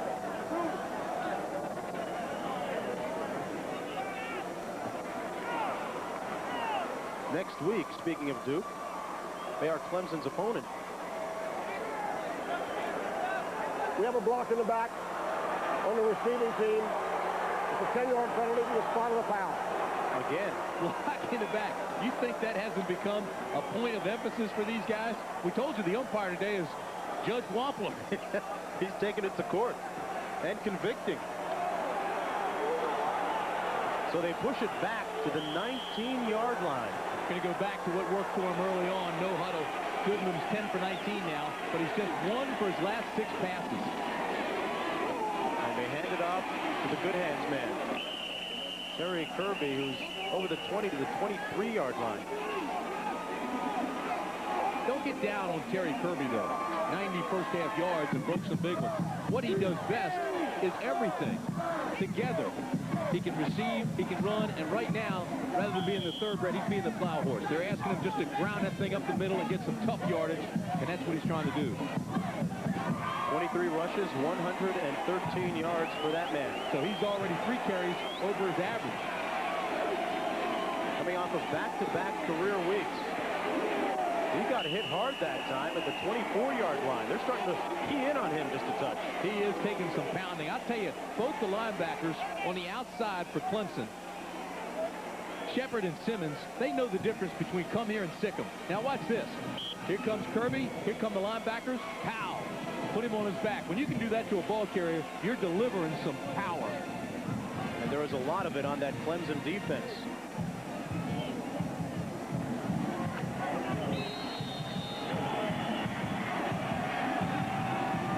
Well, that was the last play of the third quarter.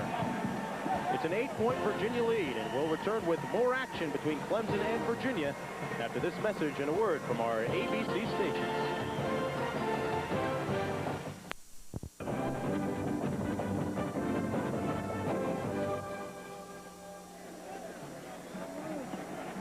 Hey, Tim, what do you think that Coach Ken Hatfield was saying there? I don't know if you read lips. I don't. No, but it looks like he just swallowed some bad chili or something. Look at that. That was the missed extra point. Just about made him sick. It's Cedric Headache number 46. 3rd down and 4. Goodman, incomplete. Tried to hit Kirby coming out of the backfield. Some miscommunication there, and they will have to punt. Clemson will get the ball back in good field position. And what a different story it was in the third quarter. 183 rushing yards for Clemson, just 26 for Virginia. 225 to 31 total yards. And look at the rushing yards, 183. More importantly, this half, 4 possessions, 4 punts for the Cavaliers. Darnell Stevens and Robert O'Neill on the punt. This is O'Neill at the 35. Tries to bounce it outside and is bounced at the 41. A 40-yard punt and a 7-yard return. Well, let's give credit where credit is due here. Louis Solomon has done a fine job since relieving Richard Moncrief, Tim, in the second quarter of play. He came in, was a little shaky to start off, but then seemed to get on track when he ran for that touchdown. Well, that's right. This is a young team that Clemson has, and he's one of the freshmen they have. And he's come in and he's just energized them. You know, speaking of that, how about the freshman that came in this year's class? Emmett Smith's brother, Emery. He's a freshman now. Emmett's 5'9", 203 for the Cowboys.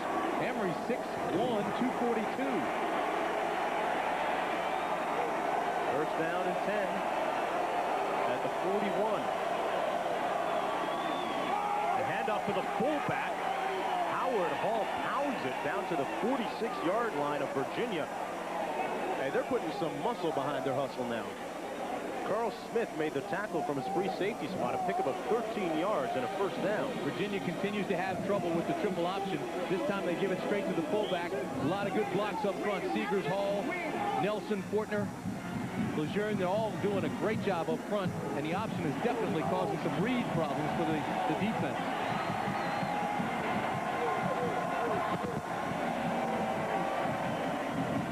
Hand off to the fullback again, and this time they stuff it right near the line of scrimmage. They may have gained 1. Brian Keel was there to stuff the play.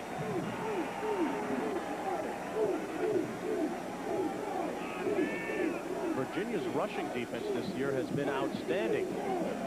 But Clemson has put up 311 already. Yeah, see the bad trend there as you look at it, 34, 64, 102, more yards every week. Then they pull it back to 48, but then 226, 311. So it's going the opposite way a coach would like. Yeah, Coach Wells said they did take a step, a small one be it, backwards last week. 2nd and 9. Solomon to pass. Trying trying to hit Terry Smith, and this one is out of bounds. Same pattern that they ran earlier in the third quarter that was incomplete. I understand what they're trying to do, and it's much easier sitting up here watching the game and then talking about it after the fact. But on second down and long, with all the success they've had on the option on the corners, you would have thought they would have gone back to that. Now, because of that incomplete pass on a low percentage play, high risk factor, now they've got third down and about 9. That's tough to overcome. And they're 3 of 10 on third down conversions. This is a third and long.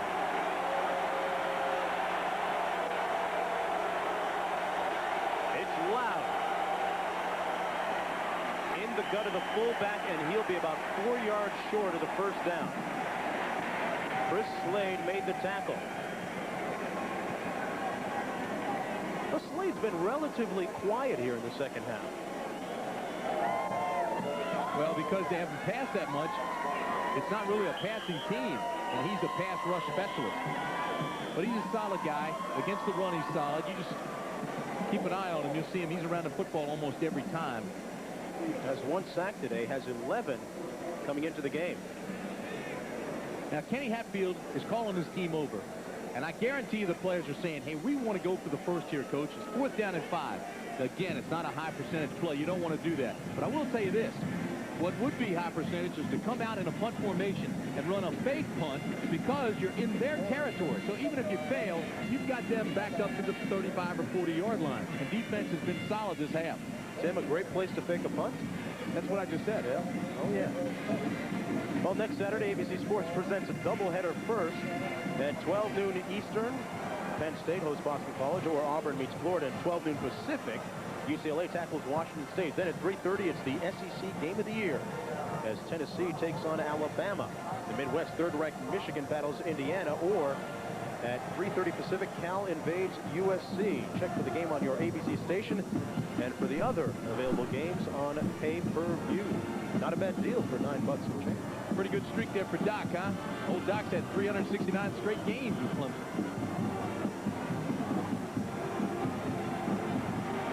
He's wondering about this 4th down. You know, it's not unusual for Clemson to go on 4th down. They've gone 9 times this year and made it 6. Now, I'm not a Virginia grad or Phi Beta Kappa, but that's pretty good percentages.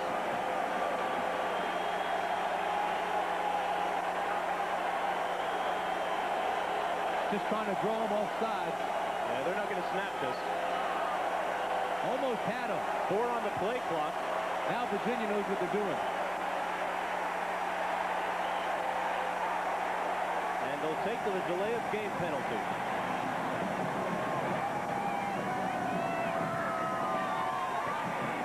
Still very, very good strategy by Kenny Hatfield in Clemson.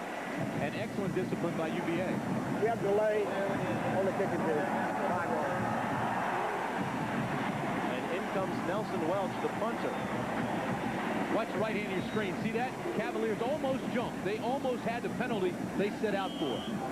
Now, if I'm on defense, I'm looking for the fake. But more importantly, here's a guy that's pushed it inside the 20 7 times this year, and it looks like he's going to try to do it again. Let's see what he does. Nice high punt. It's going to bounce at the 5, and they don't get there in time. So it'll come back out to the 20, a 45-yard punt, but not the type that they wanted. Well, we are at the President's School, founded in 1819 by Thomas Jefferson, and I wonder what he would have thought about this student's work ethic. Probably would admire it. We'll be right back. Well, don't start howling or anything, but we are under a full moon here at Scott Stadium. 28-20, 13:02 remaining in the ball game. Virginia leads it. On the option, here's Goodman. And Goodman has a gain of close to 4 yards. The clock keeps running. Here, Wilson made the tackle. He's the left end. Clemson enjoying a good second half in terms of field position, Tim. Well, not only that, but you know that last stop by the Virginia defense was the first time the defense has stopped Clemson this half, other than Clemson stopping themselves, like with the turnover and the missed field goals. And the missed conversion is what looms large now, too. Backside of the eye. Hand off to Terry Kirby. There's been a huge workhorse for the Virginia offense this afternoon. He's out to the 29. 25 rushes, 122 yards. One of those backs that seems to get better the more he carries the ball. He may not be in a class of his own, but I'll tell you this. Where he is, it doesn't take long to call roll. Yeah, there's a lot of Terry Kirby fans across the country, I'm sure, as well as Marshall Faulk fans. And Bobby Goodman steps back and calls timeout. That's the first one of the half. They have 2 remaining. We're going to call a timeout and come back after you give us a break. Strike up the band. We've got 11:46 remaining and an 8-point Virginia lead. They have the ball 3rd and 1 on the 29.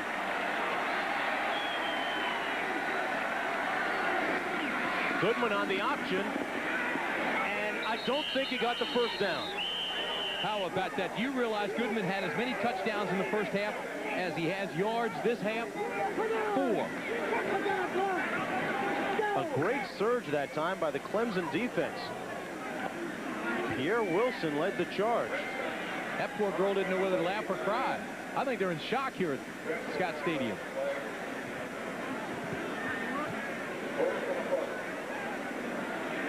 Now, see, this is all going to depend on the mark. You see where the ball is. They've got to get up right to that line. Here comes the defense. Push, push, push. Hold your block. Now pursue. Make the stop.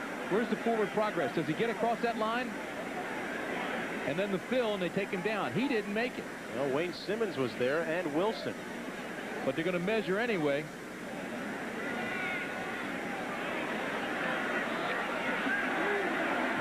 Decision time for Welch. No, I don't think there's any decision in it. I think you punt this ball away. But look, the offense says we're going to go for it. And George Welch says, no, we're not either. He's been around a long time. He's a very smart coach. He's a very good coach, and he knows this is not the time to go for it at your own 30. Clemson trying to hustle to get their right players and personnel on the field. That's Darnell Stevens standing on the 50.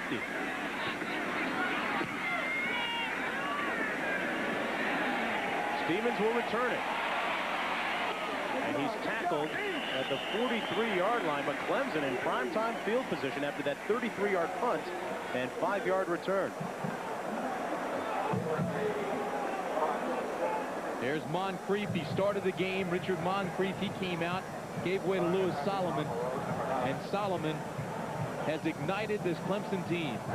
Looking at another good finish like last year when Virginia led and Clemson came back to tie. Here's the call. And the ever-popular push in the back. Amazing. Well, this was last year's finish. Nelson Welch, with 46 seconds to go in the ball game, tied it up to make it 20-20, and then Virginia had a chance. Houston, from point-blank range, had it blocked.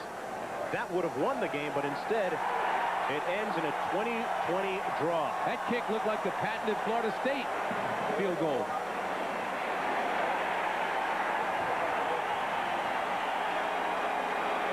And Kenny Hatfield is hotter than July about something. And so is the Clemson coaching staff up next to our booth. Well, I tell you what, he has been hit by penalties all afternoon. I think he's tired of it. Penalties have killed Clemson. They've had 8 penalties for 60 yards. That would get any coach upset. And it's first down Virginia because of it. See, they called it before the transition, before the ball changed hands. A crucial penalty, and Kirby pounds it out over midfield to the 49. But that penalty, Tim, will be talked about for a long time. Absolutely. It changes the complexion of this entire game.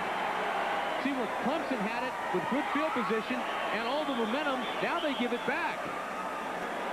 Here comes Kirby. That's all you need, is just to give him a little bit of motivation. And he starts bowling guys over. Well, he dropped dime on a couple of Clemson tackles, would-be tackles. Got that zinger in the shoulder again. He's got 132 yards. Keep in mind, it was Kirby's fumble last year against Clemson that allowed Clemson to come back and tie that game.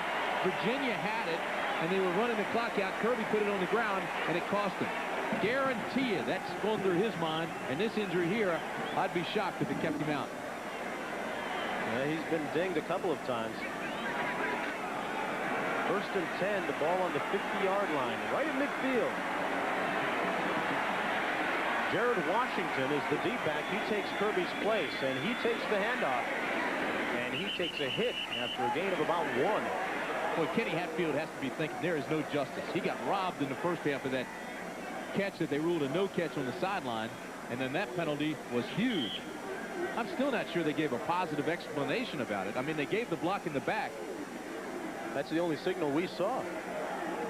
But that block must have happened way before the punt. How could that be? Kenny Hatfield in his 3rd year as head coach, and we have a look at Kirby on the sideline. 2nd and 9. Goodman rolling out. Gets it away to Charles Way.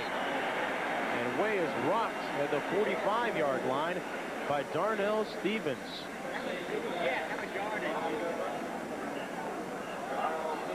Darnell Stevens, a guy that had a big impact in last year's game against Virginia on special teams, running back punts. Bobby Goodman, 9 of 14 in the first half, 2 of 7 only in the second half. 3rd down at 5. Slot left. Under heavy pressure. And he's sacked back to the 41-yard line by Brenson Buckner. And 40. Brenson Buckner was a defensive tackle. This year they moved him to the middle, put him down at nose tackle, nose guard, best shape of his life. Says he wants to be the guy who started the win streak again against Virginia. He's been playing with a bad back. Tremendous talent. Tim, you don't think Clemson gets guys that can run? 301 pounds. That's a lot of sandwiches. And no salad bar, but he runs a 4.840. Let's see what happens now. The last play has been clarified, and it was illegal use of the hands. All right, so that was the explanation last time. Now Clemson gets it back. Guarantee you they want mistake-free returns here. And here's Darnell Stevens again. Darnell. Nice-looking return out to the 34-yard line. A 16-yard return after that 39-yard punt. And he was pushed out of bounds by Randy Neal. Stevens coming off of a knee injury. Not quite the same player he was last year, but still a solid performer. Well, Monday, AFC against NFC. Denver and John Elway. Well, wasn't Elway sensational when they come back last week? Oh, man. How many times did we see him do it? He gave us to the fullback, and he bowled over about 3 Virginia tacklers. That's Howard Hall. Look at him. He says, come get some. I'm the man. It's my world. Carl Smith finally derailed the train. Just another one of those patented fullbacks. They all run about 245 pounds. Spinning, turning, driving. Looks like a whirling dervish. Moves the chains. Number 99, Ryan Keel. So you got to reserve some time in the whirlpool when you try and tackle Hootie Harris. It's a first down as Keel is the injured player coming off the field.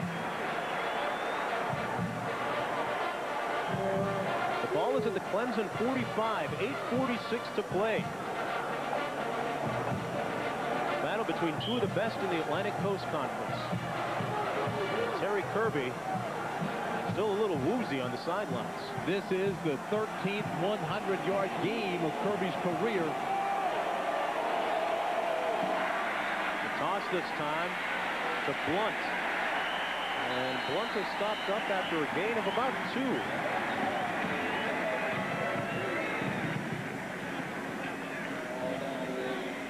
Rodney Blunt from Pensacola, Florida. And his counterpart, Terry Kirby from Tab, Virginia.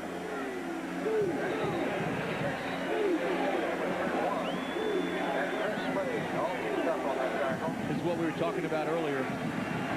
Clemson running the football, dominating the second half. 2nd and 9. The option, backside pressure and tackle by Chris Slade.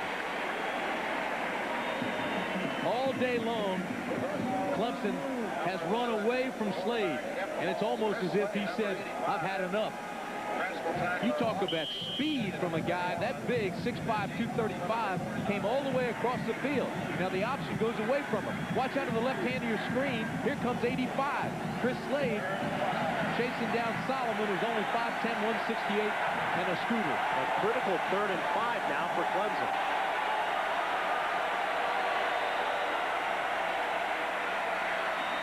Solomon incomplete at the 40-yard line. Great coverage by Anderson. Terry Smith was the intended receiver, but Anderson was on him like a blanket. And so was Greg McClellan.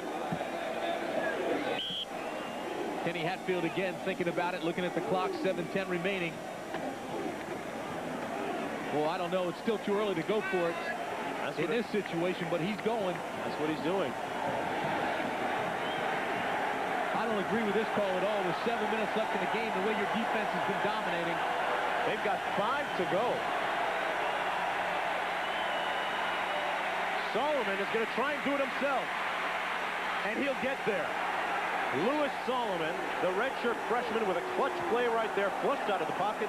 First down, 10 yards. It was not high percentage, but he made it. You gotta love the poise of Louis Solomon. He showed us something today. How about Kenny Hatfield? It's the 10th time he's gone for a first down on 4th this year, and now he's made it 7 times out of those 10. He also has 100 yards. Solomon does in this ball game. Hey, Hatfield will gamble. Got to know when to hold them and fold them. Split backs. 1st and 10. Quick drop, and it's incomplete and intended for Terry Smith. A catchable pass. You called that one right. A quick drop. That's one that Terry Smith wishes that he could have back. Led the team in receiving last year. Coming into the ball game, he only needed 4 catches to reach 100 for his career. He has 2 this afternoon. I'd like to see him, if I'm a Clemson fan, I'd like to see him catch a touchdown. You know, when he's caught a touchdown, Clemson's 7-0. Backs in the pro set, slot right. Now they shift back to the I. Option. Look who it is. Chris Slade with the 6 shooters. Even his name sounds big time, doesn't it? Oh, it sounds bad. Chris Slade. A gunslinger from Taft, Virginia. Outstanding player. Again, like a shot on the left hand of your screen. Looks like a replay that one 2 minutes ago. Really planted Solomon in the carpet, too. All-American last year. He'll be that this year as well. And he's another future NFL player. And Tim, Clemson and Ken Hatfield keep finding themselves in 3rd and long situations. Not so much 3rd and long last time. It was only 3rd and 5. But here they face a 3rd down and 11. I'm sure they don't want to get it to another 4th down situation and face that kind of pressure again. Absolutely not. But the situation is this. They have buried their offense so much in this half and gone away with all their tendencies and gotten away from the predictability that they're causing a lot of problems for Virginia. I mean, Virginia is right now playing on its heels, got its head on its swivel, all except for Slade. Interesting. I know you gave me a funny look when I said a lot of the ACC folks say Slade reminds them of Lawrence Taylor. Well, that's because LT played at Carolina right here in the Atlantic Coast Conference. And if you look at him, he does play like a Lawrence Taylor or a Charles Haley. He's got that same body structure, the same speed, and the same type of football mentality of bad intentions. He's got a good future, too. And Toronto Blue Jays' future looking a little brighter after this 7-5 win. Cito Gaston dodging a huge bullet.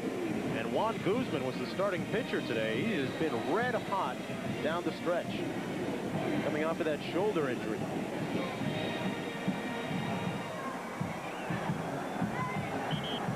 Well, with 6:04 remaining, chances are that Kirby will get back on the field.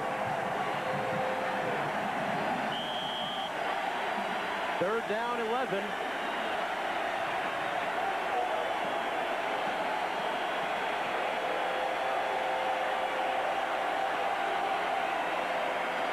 Quarterback draw. Louis Solomon is as cool as an assassin. Unbelievable. The freshman with a 13-yard pickup. I don't know if he's supposed to be afraid or apprehensive, but he isn't. Well, I don't know how cool he is, but I tell you this, he is very quick. This is a designed quarterback draw. He comes back inside the guards, and by that time the split was made, the hole was there, and he capitalized and got the first. He looks like he's having fun this afternoon. He really does.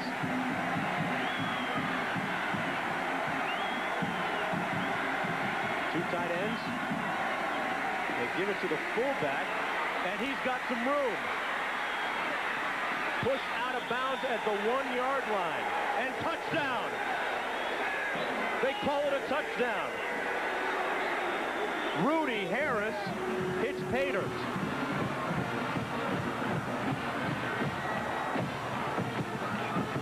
What do you think's going through his mind right now? Oh, the look says it all. Do they go for 2, or do they go for 1 with 5:31 remaining? I'd go for 2. I'd go for 2. Even if you don't get it, you can still come back and get the field goal. Got to go for 2. Yep. I'm not so sure I'd take Rudy Harris out of the game either. Hey, the way he's been running over people. They're going to come to this side. Larry Ryans is in the slot. Solomon keeps it himself, but there's a flag down. He stopped about 2 yards short of the end zone. That was a broken play. Definitely. Talk about confusion.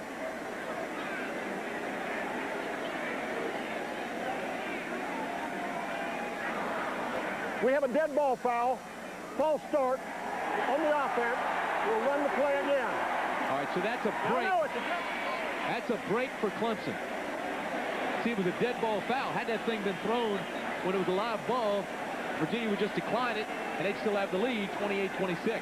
The way it is, it's going to be more difficult, but obviously Clemson gets another shot. You know, this is the first two-point conversion attempt by Clemson this year, and look at Kenny Hatfield. This is after the play. He wants to talk to these guys. It's a little tougher now because it's pushed back to the 8. Still, I'd be surprised if they don't come to the wide side over here. Backs out of the eye. In the slot, it's Larry Ryans. The option, they gave it to the fullback, and they stuffed it this time. Oh, I don't, well. That was Howard Hall on the run. We got a ball game now. We sure do. Come on back. The Virginia medical staff is working frantically on Terry Kirby because of a shoulder injury. We'll see if he comes back in. At the 8-yard line, that's Washington. And another look at that Clemson touchdown. Rudy Harris has been strong. Look at the tackles Harris breaks, though. 1, 2 tackles.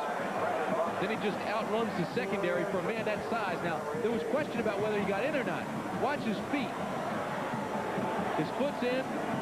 Does the ball break the plane? Watch the pylon. All right, now see the pylon on the left? Did he get in? Well, they said he did. It's on the scoreboard. And Washington is the tailback. Terry Kirby is still on the sidelines. He is not in the game, Tim. Let me follow up something that you said. You mentioned the medical staff working frantically on Terry Kirby. When it was time for the kickoff, he came bouncing off the bench and came up to the sideline like he was going to play, like he was going to come in for that first down, and all of a sudden, it looked like that shoulder popped on him. They rushed him back to the bench, and they're still working on him.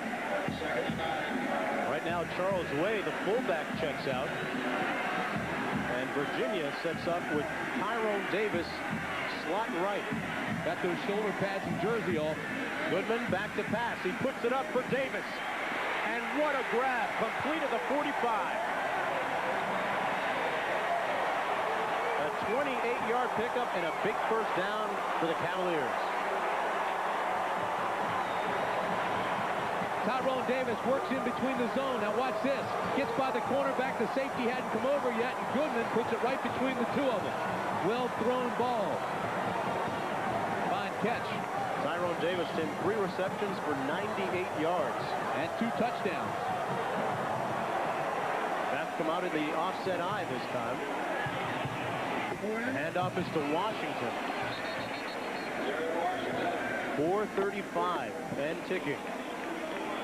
The tackle that time made by Tim Jones of Clemson.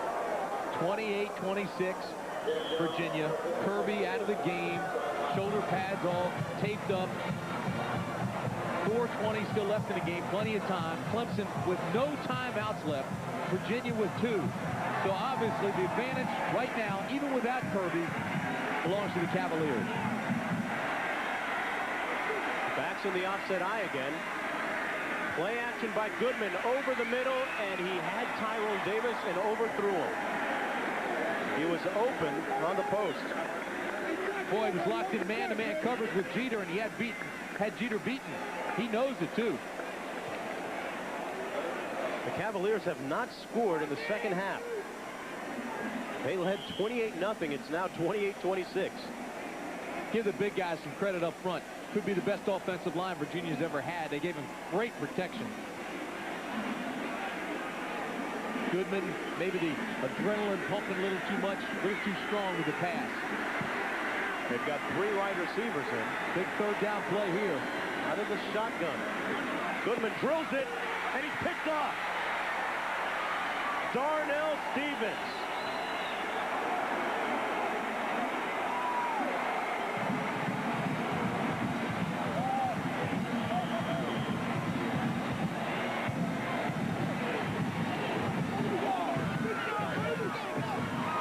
This place is rocking. Clemson right now believes it's going to win this football game. 3:53 left, and the Tigers feel like they're in control. We'll have the finish when we come back. It was 3rd down and 7. Clemson goes to a nickel package. Darnell Stevens, number 30, right there to the left of your screen. They hit him like a linebacker. They drop back in zone coverage, and Goodman throws into the coverage. Bad decision, bad throw. Clemson has the football. Darnell must have heard me when I said he wasn't the same player he was last year. The fullback, Rudy Harris, pounds it out for a couple of yards. Darnell Stevens last year was a terror on special teams. He returned some punts very well last year in the same game against Virginia, a game that was played in Clemson, South Carolina. Well, Stevens was a starter at cornerback in '91. That's when he hurt his knee and missed some time. His homeboys call him D-Nell. The pitch to Rodney Blunt. And Blunt is pushed out of bounds about 2 yards short of the first down by Mike Wardlaw. Look at Chris Slade. He was chasing him out of Scott Stadium. I think Solomon could feel him breathing down his neck. That's when he pitched it. Again, we tell you, Clemson has never made up a 28-point deficit to gain a victory in this stadium in the history of the school. The largest come from behind victory by Clemson was 18 points. And Ken Hatfield has pressed the right button here in the second half. 317 yards of offense. 3rd down and 2. The toss and the first down. Rodney Blunt got the first down. That was impressive, too. They got the pitch to Blunt, and as soon as he secured the football, rather than heading to the corner, he turned direction and went straight for that first down marker. 15 rushes for Blunt, 140 yards. How about that? We said the 2 top rushing teams, also the 2 top rush defenses. The rushing teams win. What's that? Split backs, and now they shift back into the eye. Terry Smith is split wide. And they go downfield to Ryan's wide open. He catches it at the 9-yard line. Larry Ryans, the speedster, with a big catch for Clemson. 46-yard gain. You said definitely a speed guy. He is that. The first All-American in Clemson track. 10-time All-American. 110 meters to 55 meters. He's gone from the secondary to tailback, and watch this. Zone coverage. He splits the zone with his speed, gets by the secondary before they can adjust at all. How do you get behind the secondary in a zone coverage? Louis Solomon, Tim, put that one right on the money. All he has to do is throw it as far as he can and hope the guy will get there. Ball handling now key. Rodney Blunt on the toss. Gets to the corner. And a flag down in the backfield, and this one could come back. Tell you what it is. It's going to be holding Slade. Unnecessary, too, Tim, because that was away from the play. Since Slade got to this school, the Virginia coaches have pleaded with officials saying that they hold Slade all the time. He's that good, so they're holding him. And it never gets called. This time they threw the flag immediately. Well, it is definitely against Clemson. And here's another look at it. They changed Slade to the left side this time. And look at the hole right there. There's no question about it. Slade's screaming for it, and he gets it. They were all over Slade like a hungry man on a Big Mac. Hey, give Slade a lot of credit here, because it was Slade that alerted the referee that he was being held, and that's when the flag came out. Interesting, too, isn't it? How Rick Lance, the defensive coordinator, switched sides that time, moved Slade to where the ball was going. Look at the difference in penalty yardage. Clemson almost doubled that of Virginia. First and 23. No flags. Looks like there was some motion on the left side of the line, but no flags dropped, and the fullback takes it up to the 20, Harris. Not only the motion, but I thought Slade was in the backfield before the ball was even snapped. He's quick, but not that quick. Although you talk to him, he says, I'm quicker than gossip. 140 and going.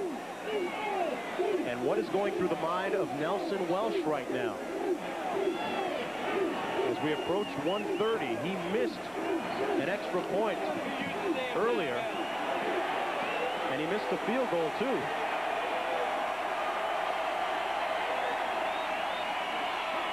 Handoff again down to the 16-yard line.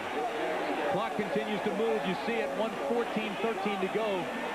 Clemson now positioning to win this football game. Chris Slade made the tackle that time. And the clock stops with 1:07 to play. The timeout taken by Virginia. And there's the guy I was talking about just a few moments ago. Last year, came in with 46 seconds to go. We saw the tape. He tied it up. This time, he may have a chance to win it. A couple different strategies. A lot of teams, some guys don't even like to talk to the kicker before this. They're afraid they're going to make him nervous. See all the Clemson guys talking to him. Everybody's coming up. This coach is coming up. Hey, listen, everything's all right. He's trying to smile and say, hey, yeah, where are you going tonight after the game? Take the pressure off the guy. Right now, Clemson's got to be thinking, all right, we're going to run a play. We're going to try to make it work to get the first down because there's still 1:07 left. But what we want to do if we don't get the first is at least position the football near the middle, in the middle of the hash marks to give him a straightaway shot. Well, Tim, where the ball is right now, it would work out to about a 33-yard field goal, which is very much within his range. He's kicked a field goal this year of 52 yards out. Oh, he's got a strong enough leg, but how severe is the angle? The ball right now is near the right hash mark. See, all this goes through a kicker's mind. It's unbelievable that the ball actually started on this drive at about the 7-yard line for Clemson. That penalty, the hold against Slade, really cost them in terms of yardage. And due to the length of today's game, we will be unable to bring you the Thrifty Car Rental post-game report. So you mentioned how strong his leg is, and it is. He's hit that 52-yarder. Inside 30 yards this year, he's 4 for 4. Well, that's where they are now. Third down and 16.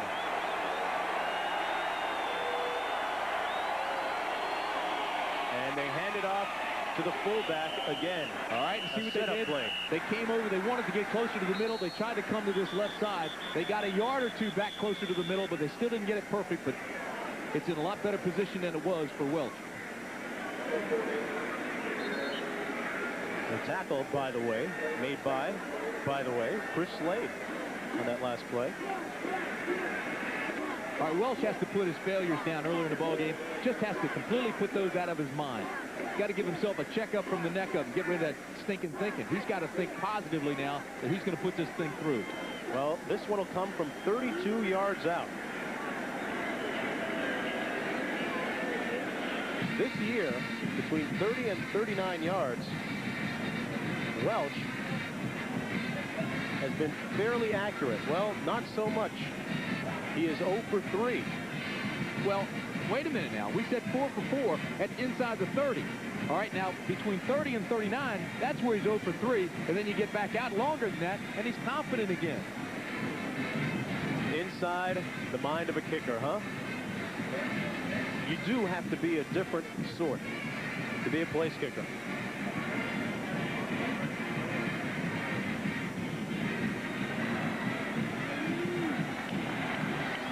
Last year, he tied it up after earlier failures. He came back and found redemption. He tied it against Virginia. This year, the stage set once again for Nelson Welch to try on the hero suit. And let's see if it fits. Clemson coaches in the box next to it won't even look.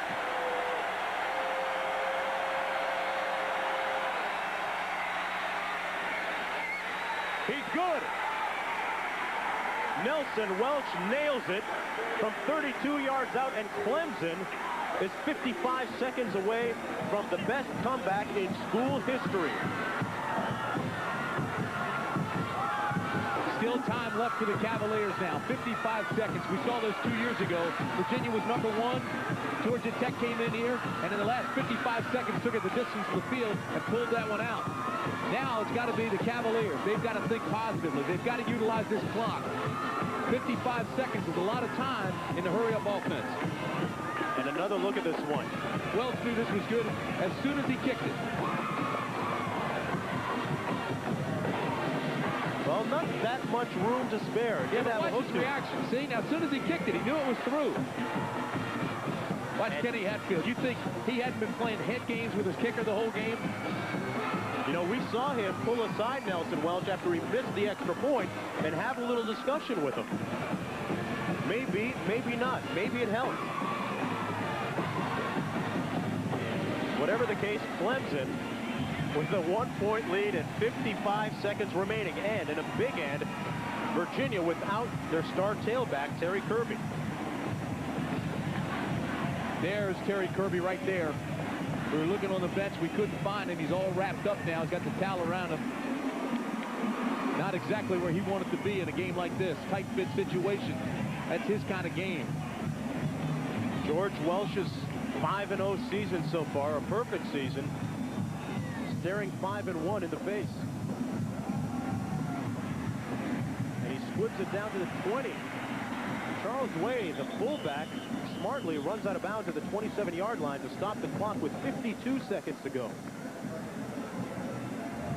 Well, there's a fine line between stopping the clock and getting yardage, and I think that's what George Welch is telling him.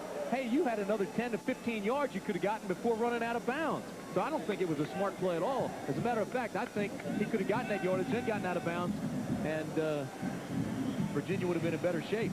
Maybe being overcautious in that case. Houston, by the way, in case Virginia gets in range, has a good leg. The pass complete to Andrew Dosh at the 34, and he stops the clock with 47 seconds to go. Keep in mind, Virginia still has one timeout left. Clemson has none. 47 seconds left. They're only down by a point. Bobby Goodman threw that interception, which set up that Clemson score. To the sidelines, again complete, again to Dosh at the 38.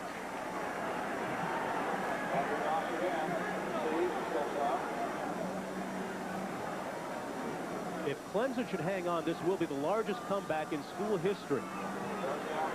Ironic, isn't it? Yep. It was against Virginia in 1966. And that was only 18 points. They moved the chains. Maybe there is something to the jinx. Goodman scrambles. Completes the pass to Aaron Mundy, the tight end of the 45, but don't use the timeout yet. Get him up to the line. Use the pass to stop the clock. Quick. This is the clock play now. You see the clock right there. 27, 26. Goodman trying to get him up. First and 10. Goodman. A flag. And it'll be interference. And James Trapp grabbed the official. Not a wise move. James Trapp grabbed the official, was not flagged for it. But that's playing it kind of close. Very close. Pass interference by the defense. That's an automatic first down. Here's the replay again. First, let's check this out. There's the pass interference. He's riding his back. That's a good call. He's lucky he didn't get tagged. Now the official scorer tells us that there is no timeout left for Virginia. So they take that one off the scoreboard, and there are no timeouts left. The culprit was Robert O'Neill, the free safety, this All-American, who got flagged. Goodman looking downfield. Andrew Dodge incomplete. And the clock stops with 11 seconds to go. He went after James Trapp again. A little bit of a surprising call there because they've got to get at least another 10, 15 yards maybe to get in the range of Houston. His career long is 47 yards, Tim, and right now they are nowhere near that. Well, they need 10 yards. That's what I'm saying. They've got to get 10 to 15 yards to get within his range. That's why I'm surprised they went the distance with that one when they only need 1 point for the tie. A field goal wins it. 11 seconds. Goodman taking a lot of time. Incomplete. 5 seconds to go. He tried to hit Tyrone Davis, who has 2 touchdown receptions in the game. Well, now with no timeouts left, here's what has to happen. They've got to throw it to the sidelines and stop that clock now, or let Houston come in now and attempt that thing way out of his range. It'd be ridiculous. Well, it would be a 57-yarder. See, they cannot take it across the middle again because they can't stop the clock. No timeouts left, so they've got to do it on the sideline. Let's see if this is the last play of the game. They're going to go into the end zone. This is it. They're going into the end zone Clock with it. has expired. Incomplete, and Clemson wins. The Clemson Tigers have rallied for the biggest comeback in school history.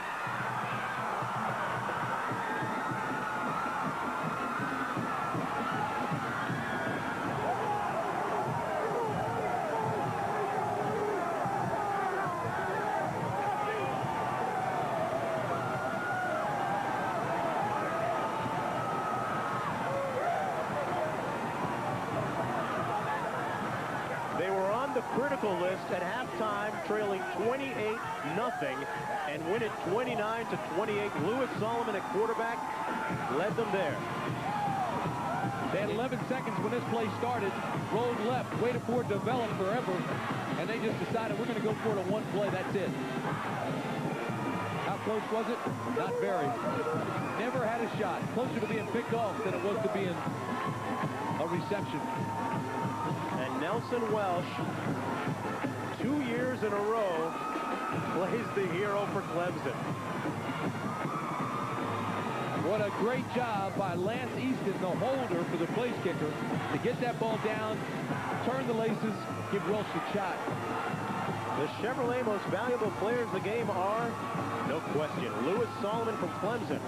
What a performance by the redshirt freshman. And Bobby Goodman from Virginia, the quarterback. What a ball game. We enjoyed it. We hope you did as well. Virginia falls to 5-1. Clemson improves to 3-2. I'm Mark Jones for Tim Brandt and the rest of the ABC Posse. We'll see you next week.